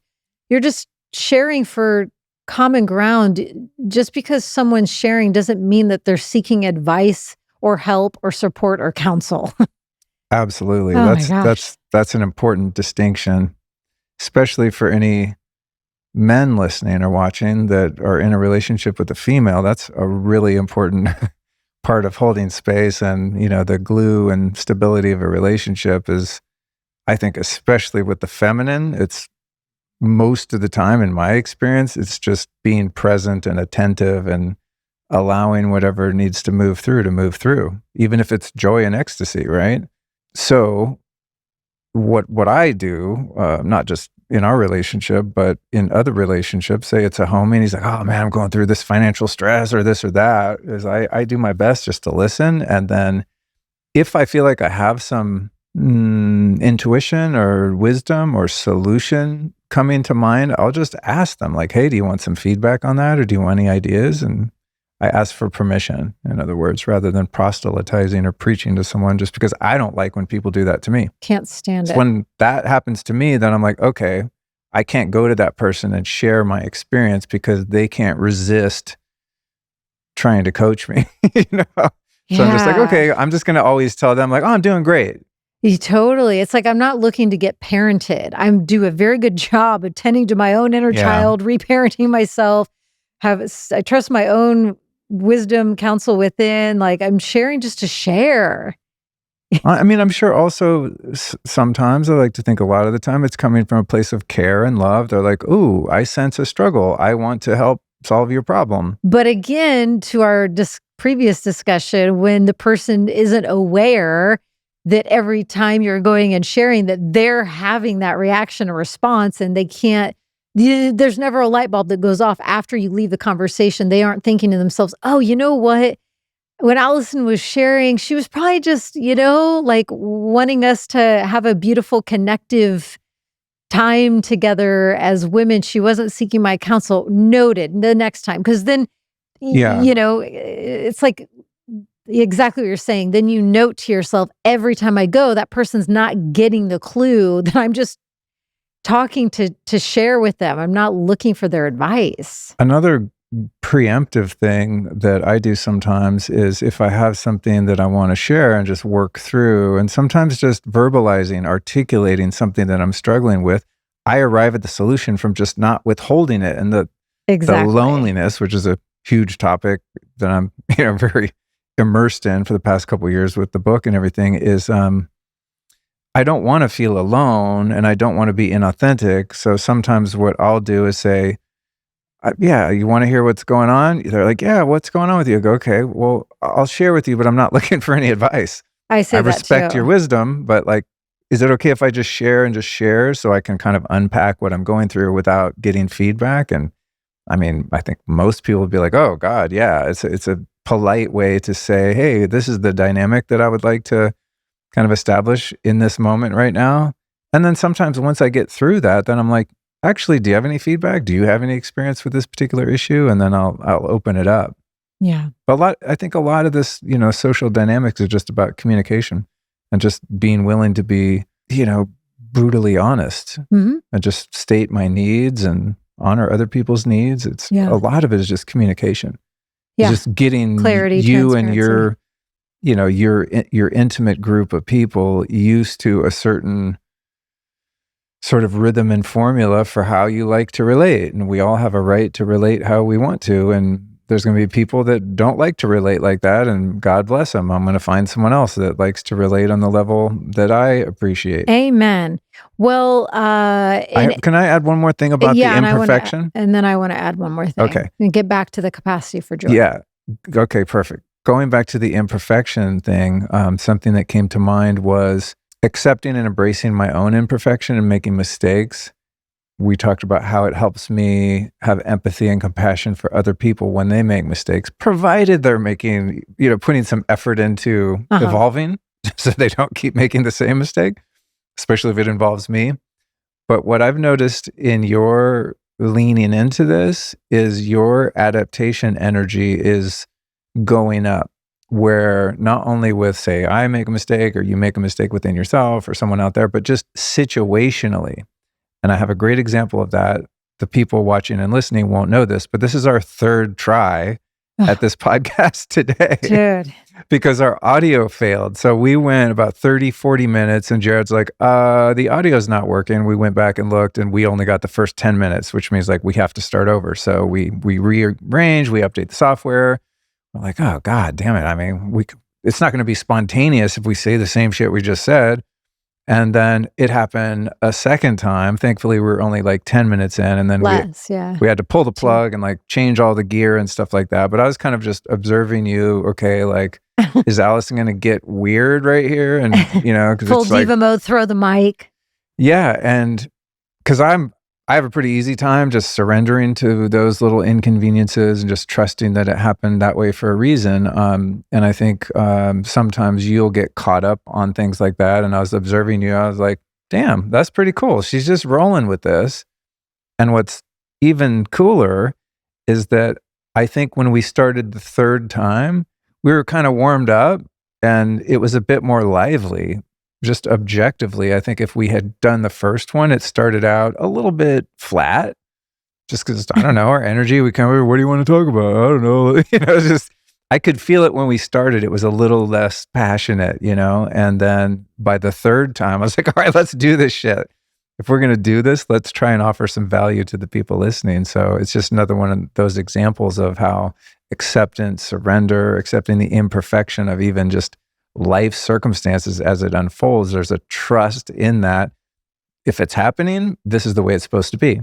We were supposed to have the third take be the take today. Sure. And I mean, I've lived by that way of surrender for, decades now, or at least more than one decade.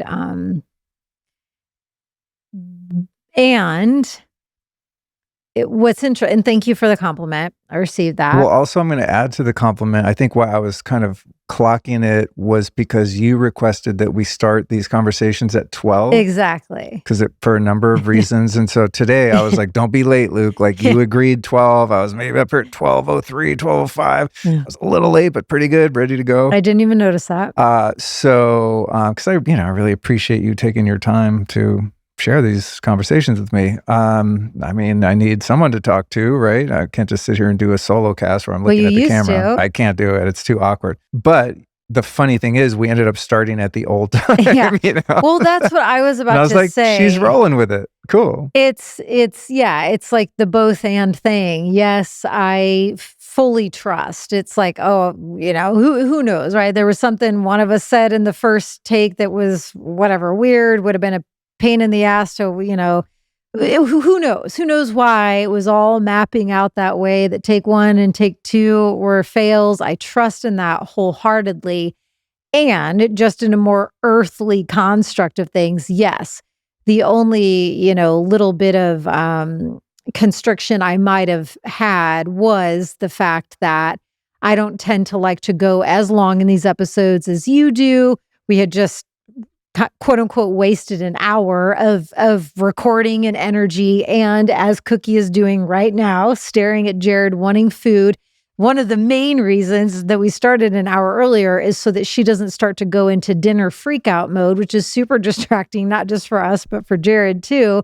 And so, yeah, like my only moments when I was realizing, an hour had gone by with like nothing really to utilize, and we decided we just wanted to start over from scratch for the take three, were these earthly components of things. So it's never, I always fully trust and live fully in devotion to surrender. That I've got on lock. It's more just like the smaller details of things that tend to get me a little glitchy of just like, the dog, my Yeah. energy level, things like that. I look at that as, for me, surrender is kind of a big umbrella, right? It's just acknowledging that consciousness knows much more than I do. God is running this shit and I'm just playing along. So in terms of, my dad dying or big things happening, it's easier for me to accept them because I've surrendered to the whole plan, right? And just acknowledged my small role in my life. But that is like, there's a ladder that goes both ways, from the big macro surrender to acceptance of the day-to-day shit, like the gear not working, right? Yes. To me, that's not like surrender. It's more like accepting what is. It's acceptance, Yes. and Yeah, so that's a it's good like point. the adaptation energy of the big surrender trickles down, where I find it's easier for me to accept life's movements that are relatively insignificant because I'm in a constant state, as you are, as you just said, of surrendering the big picture. So it's like if I'm surrendering to the context of reality, it's much easier to accept the fluctuations in the content within the reality. That's a great point. Yeah. So that's why I'm noticing in you is just like, oh wow, it's just a little more ebb and flow. I think not like you weren't that way, but I just notice It's it. growing Yeah, it's even cool. more. Yeah, It's cool. wonderful. Cookie, no bites, sweetie. Yeah, mama watch. I know, sweetheart. Look at her. But we're not going to get away from the focus of expanding capacity for joy. Yep. So, in wrapping this area up, what is the happiest thing in your life right now? What is the warmest thing? What is the thing that elicits the warmest feelings, the most joyful feelings in your life right now?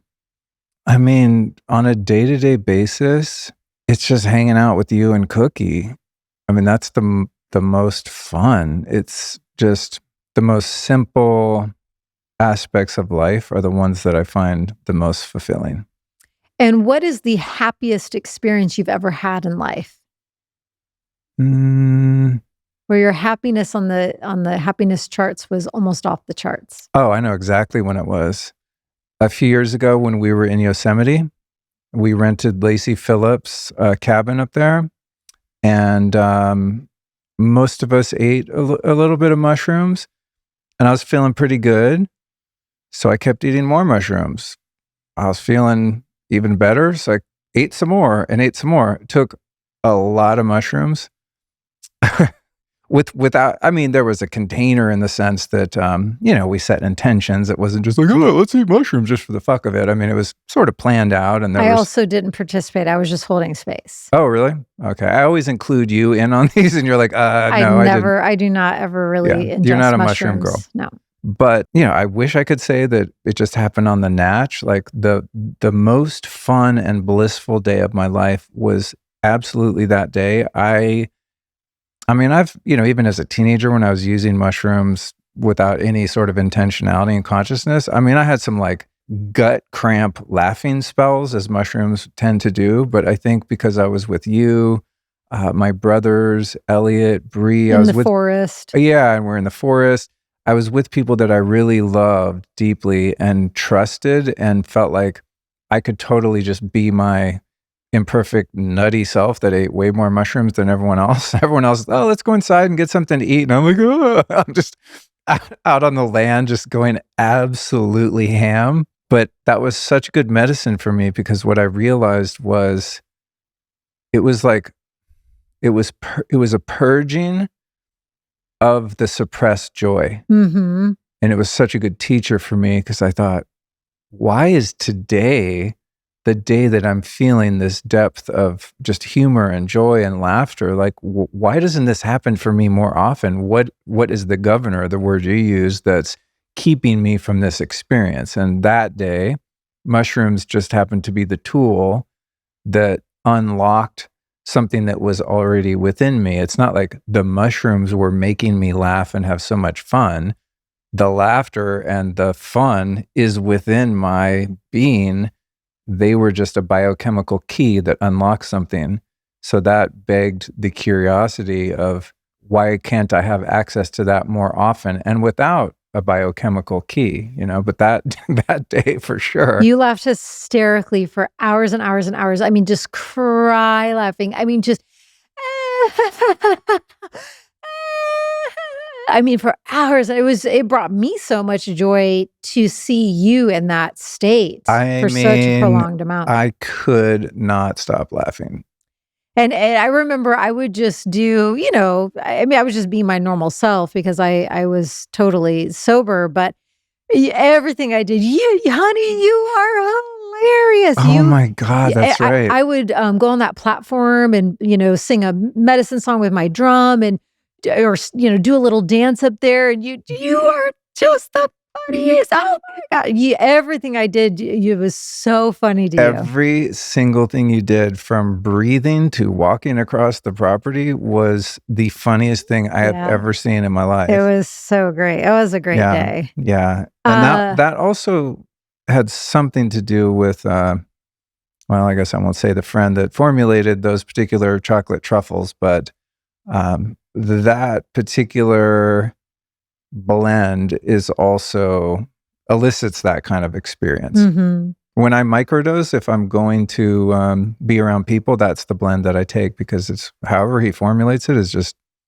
it's like the happy vibe. Last note is, I think what is also allows for these experiences to open up more is knowing you're in a safe space. Yes. And because that was the same thing with being in the network spinal office. It's like, wow, like if there was ever a public arena where that energy could feel safe to blossom, bloom, express, it'd be in a network spinal office. And so, and just how I already said, like I'm always in full safe expression here at the home because I'm here at home with you. And same that you just said, like, you were in the forest with the closest people in your life. And Totally. so I think, if people are wanting to get curious for exploring their own capacities for things in this year, it's like also tuning into like, who are the people that your system would feel safe and you expanding that capacity with, and the environments. And yeah, I mean, imagining if I had been at that rental house with 6 people that I'd never met, and we all just met for a mushroom ceremony. right. I think I would have been much more controlled in my expression. Yeah. Yeah. Also, something that's been really fun with you is when we were just friends there for a couple years, I saw you in mostly professional settings when you're like Giving kind of on. talks. Yeah, you're doing your thing. You're in your zone of genius.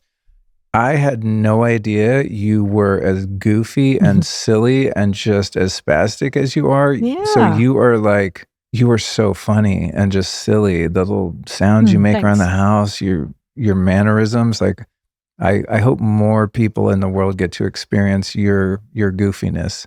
Thank you. I think I was maybe kind of intimidated by your beauty, and I couldn't see past that part, and just seeing you give talks and the way that you articulated your message, and I was just like, whoa, this chick's serious. Not like you acted serious, but I just saw that side of you. And then as we became a couple and moved in together, it's like, oh my God, this girl is she's like a goofy chick from Indiana. Like this girl is so silly and just real, authentic, and unpretentious. So thanks for bringing that up, because that has always been at the heart and core and soul of my true fabric and nature. And so you bringing that up, maybe I'll add that to my list of divine intentions for expanding capacity of it's, I don't know why, if that's not expressing or coming through or showing through in more public facing spaces. These episodes we do being one prime example. If that true nature in me isn't feeling the safe capacity to express or bloom through, Well, I why? see you expressing that around our friends. Around our friends, but like, let's just take this for example, like maybe there is an unpacking of w- if there is an unconscious edit happening, or if that silliness and goofiness isn't shining through as much naturally here as it does at home with you or with our friends.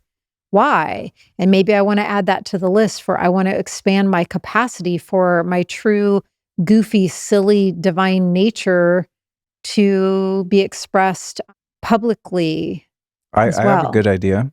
Okay. The next time we do one of these episodes, you can wear the blue carbogenetic CO2 suit. Right. Right.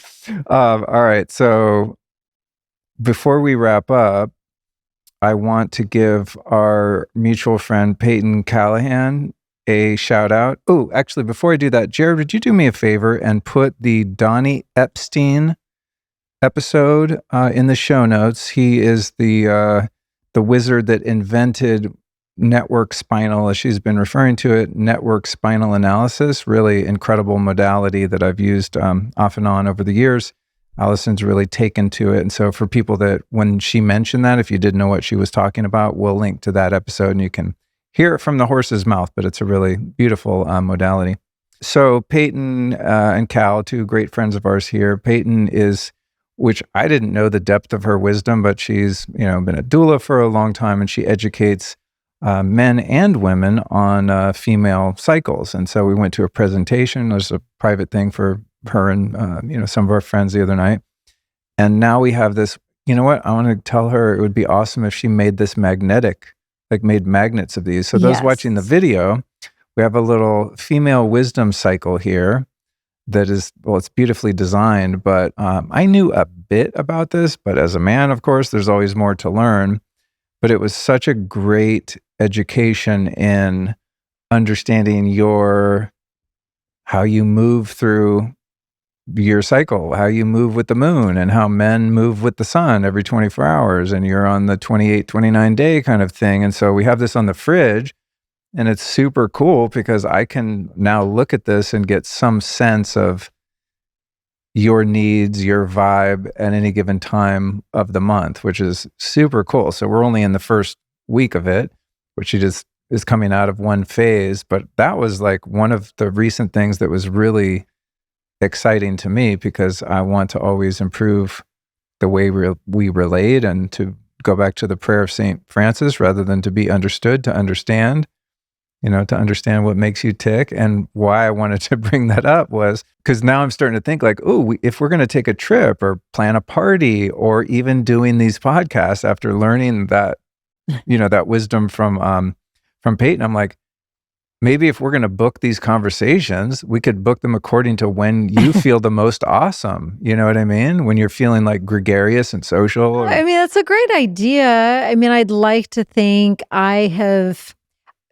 thank you first for caring, for being a man who actually takes any interest in learning our wildly potent and ever shifting inner landscapes of we women. And it was so nice. I love Peyton so much, and she's got a treasure trove of varying wisdoms to share, and she's putting them out to the world more and more. And I'm so pumped about that. And it was fun to take that class sitting next to you. And I had tons of light bulbs go off for me too. I was just like, oh my gosh, that's why that. And oh, now that I'm about to be 47, I bet that those things she listed on that slide, I think that's what's been going on. And I mean, so yeah, lots of breakthroughs, and thank you for loving me the way you do, and for caring. And also it's like, I think it's great to keep in mind, and I love having that on the fridge, but I don't know. I guess I'm talking out loud and I'm thinking at the same time, real time.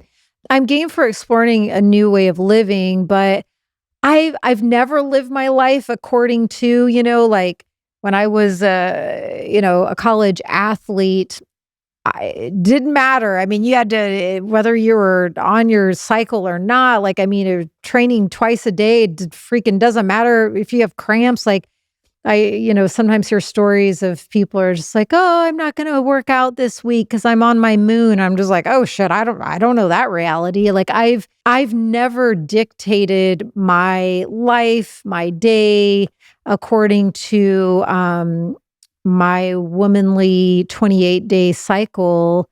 So I'd like to think I don't need to do that. But in talking this out in real time, like, I don't know, maybe that's a new fun adventure to explore, maybe living a bit more in accordance to that. I've never done it that way, and have thrived, but maybe I'd thrive even more if we did. So you know what? Well, All right, I'll explore it. I think that Can you just, honey? I'm just trying to get her off the paper. I know. I think that you rally and you show up and do what you want to and need to do regardless. And, obviously you were doing that as an athlete.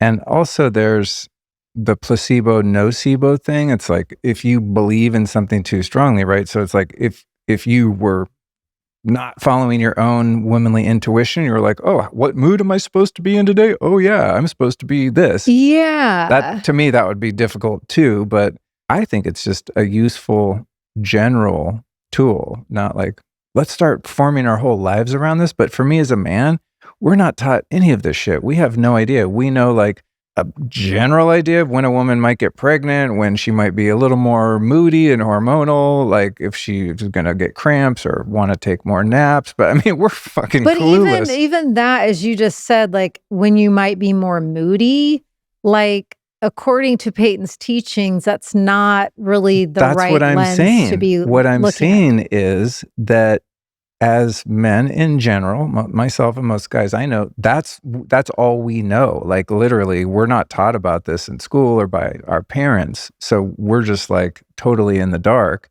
And I think that's why it was inspiring to me, because it's like, oh, wow, if I better understood this, I would be able to put myself in your shoes more and just understand you better. Yeah. You know what I mean? Because how did she describe it? That during the class, it's it was an A word. It wasn't it's it's gonna drive me absolutely nuts. I'd really like your help on this. Accommodating. Yes. Yeah. It's not that we're like, oh, we're just fucking raging bitches and more moody during that time. There's less capacity for us to be fucking accommodating. Yeah. We're more straight shooters. We're more to the point. It's probably things, as I think she referenced in that class, is probably things that we've said over and over and over again. But because we were in more of an accommodating part of our cycle before, we might have said it, a little bit lighter. When we're in our period moon phase, there's less accommodation for that. And so we're just more direct, or there's just more of an emphasis on things because we just don't have the capacity or the energy or the desire to like put it nicely that week. Yeah, totally. So it's not that, I just love that reframe. It's like that one reframe can change the freaking world. Huge. Because it's not that we're just bitches and cunts and moody. We're, what? It's true. It's just, well, kids listen to this show. Yeah, right. Anyways, I don't know. Well, maybe I'm on my cycle. I'm less accommodating. Your swearing filter. I swear it a little earlier. I try not to, not because I think there's something wrong with it, but sometimes parents reach out and they're like, dude, I said, that's why we market explicit. You just never know. Oh, well, you can also edit this. No, it's fine. Do you? So it's just, and I'm on the last day of my cycle. So, you can either view this experience I'm having right now as, oh, she's being a moody B word, or I'm just less accommodating to trying to explain this. Mm-hmm. I'm just being clearer about it. Totally. So it's beautiful. Yeah. One of the guys asked that night about, he was asking Peyton something about, it might have even been Kyle, like, is there a time in the cycle where like you say things you don't mean? kind of thing. And Peyton's like, nope, never said anything I don't mean, right? And it was around this capacity to be accommodating, where it's like if a woman is in a higher capacity stage of being accommodating, Yeah. might say something in a more gentle way or just have more patience or, just let things go, right? Just water off a duck's back, kind of like, it's not worth bringing up. But when the phase is has less capacity for accommodation, then something will be said and it might seem to the partner like, oh, she can't mean that. No, she really means it. She's just not been saying it because she's been in a more chill phase, And case in point. This is hella good information, I mean, who wants a relationship with conflict? Like, why? I mean, you can have a little push and pull, right? But that's one of the things I love about our relationship is there's just no drama. When things come up, we work through it, and we also work to understand one another better, which for me, this is a big key, Mhm. like you understand, 7, 8 in the morning, not a good time to sit down and have a serious talk with me. I would try here and there just because I'm so pumped up at that time Yeah. of day. I'm like, but yes, I learned very quickly. Yeah. That's not your jam. Yeah. Okay, sweetheart. Did you want to pull a card for 2026 or do we No, need let's to? do it. Yeah, let's do it. Peanut, can you wait 4 more minutes? We hear you loud and clear. Almost time. All right. So let's see. I'll pull one and you can pull one. Let's just see what my animal power card deck says about this year here coming up. So yeah, I'm going to tune in. I'm going to clear the energy on the deck. I usually knock on it 3 times to do that.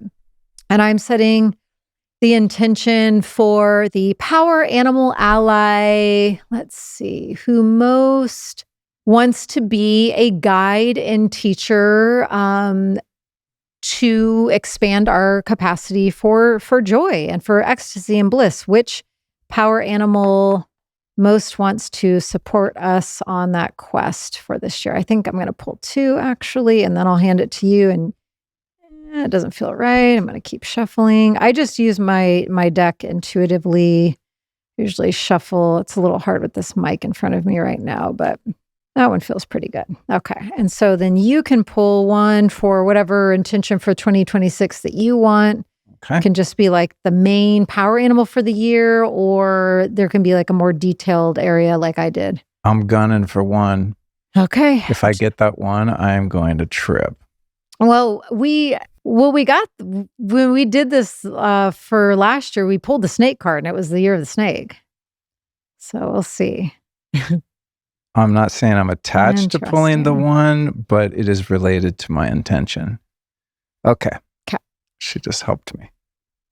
Okay, I've got it. Do I look at it yet? Oh, interesting. It's not the one. It's not the horse. It's not the horse. So, for the 2 animals who will best support us in the empowerment of our expanding our capacity for joy and ecstasy and bliss, the turtle and the roadrunner. And the roadrunner is all about transforming. I hear you, Peanut. 2 more minutes. The roadrunner is all about transforming your energy. And the turtle is evoking ancient grounded power.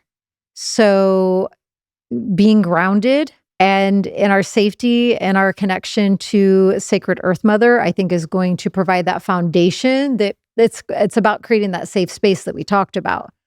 When we are in that safe, grounded, energetic space, that signals to that area inside of us that's wanting to evolve, that blossom and that bloom and that capacity for joy. It gives it like the green light for all systems go to open that up. Transforming your energy, I'm going to go to the book and the deck to dive more deeply into that.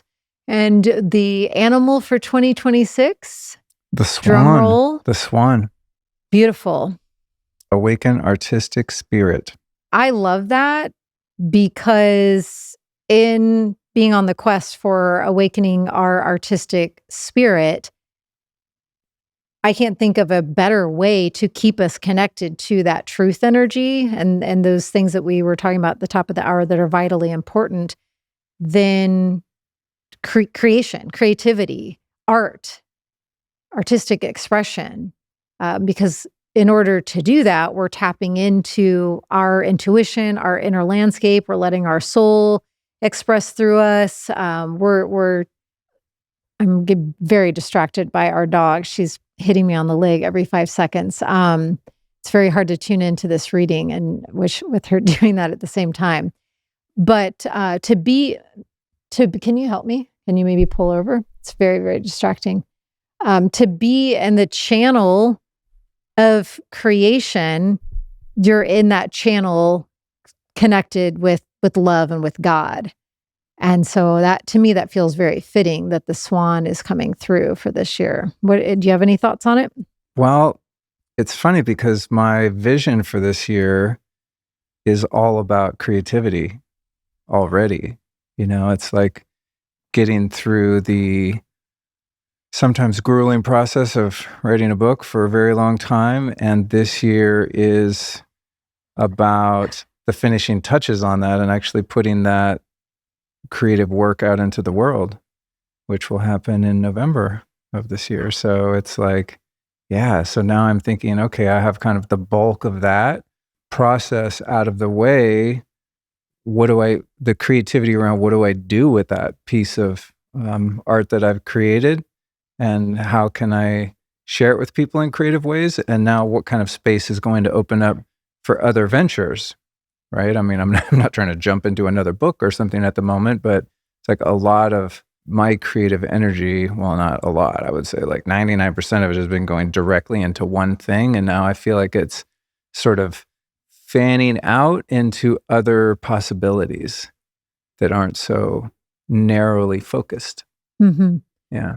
Yeah, I feel like the swan and the horse pair very well together.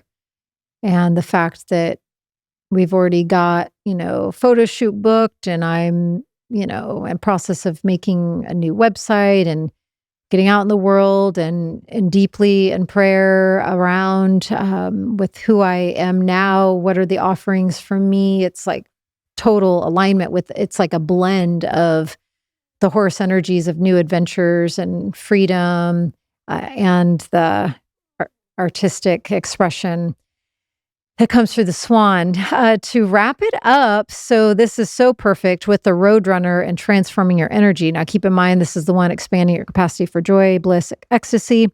In the book, it says, to work with Roadrunner medicine, close your eyes and take off into the cosmos, letting your mind explore the infinite space surrounding you. Journey farther and farther out into the void, simply exploring the open forever space. So right then and there, we're already tuning into that expanding your capacity for energy. While you're exploring the cosmos, consider what new emotion you'd like to experience in order to feel less stuck. And what new emotion do you want to feel more of? Well, we've said it. We want to feel more joy, ecstasy, and bliss. Now imagine locating that emotion on your exploration and see how it transforms your energy. Once those feelings land in your body, open your eyes. And the invocation to activate the Roadrunner medicine is, and if you feel called, you can repeat this after me. Sacred Roadrunner friend, when I am stuck in a cycle of suffering or low energy, remind me of my infinite nature and my ability to quickly take off. Empower me to find my way out of ruts so that I can confidently and swiftly move toward my dreams. So that just feels like the perfect ally to have and expanding that capacity for. So thank you so much, Roadrunner, Turtle, and Swan, and Horse. You can find Animal Power deck and Animal Power book anywhere books are sold. Amazon, Target, all those, Barnes and Noble. But if you do get the book and you want to go more deeply into this, on my website, you can take a free guided shamanic drumming journey that I facilitate and learn to commune and converse with these animals more deeply. That's AlysonCharles.com. And the other one that I'm working with a lot for 2026 is the one on this mug that you have, the macaw. It's celebrating the power of expression. I've been doing a lot of rebirthing and reclaiming my throat and voice, and expressing myself just, more uninhibitedly. Case in point, using the C word about 5 minutes ago. But yeah, it's like I want to be more free again. Like I'm tired of self-censoring. I'm tired of foreshadowing edits so that it doesn't ruffle this person's feathers and doesn't make this person mad. And it's just like, I might make some mistakes along the way. I might be imperfect, but I need to give myself the room and the freedom and the space and the grace to explore it and find my way to homeostasis and find that equanimity balance point where I'm being authentically fully expressed. And the macaw is the perfect power animal guide for that. So we've got a great crew. We've got a winged one. We've got the turtle. We've got swan who can navigate various elements and terrains, and then the horse with that horsepower. So we're coming in hot 2026. Epic. Woohoo. Rattle to that. Thanks for having me. Apologies if you didn't like the C word, but I also don't want to be word policed, and I want to be a free human that can say and express how I want. This is an uncensored show for the time being, so you can say whatever you want, sweetheart. Thanks for joining me. Thanks for joining us, you guys. We'll put everything we talked about in the show notes or the show description, including Alyson's website and her beautiful book and card deck. And Happy New Year. Yeah, here's to a beautiful, beautiful new year.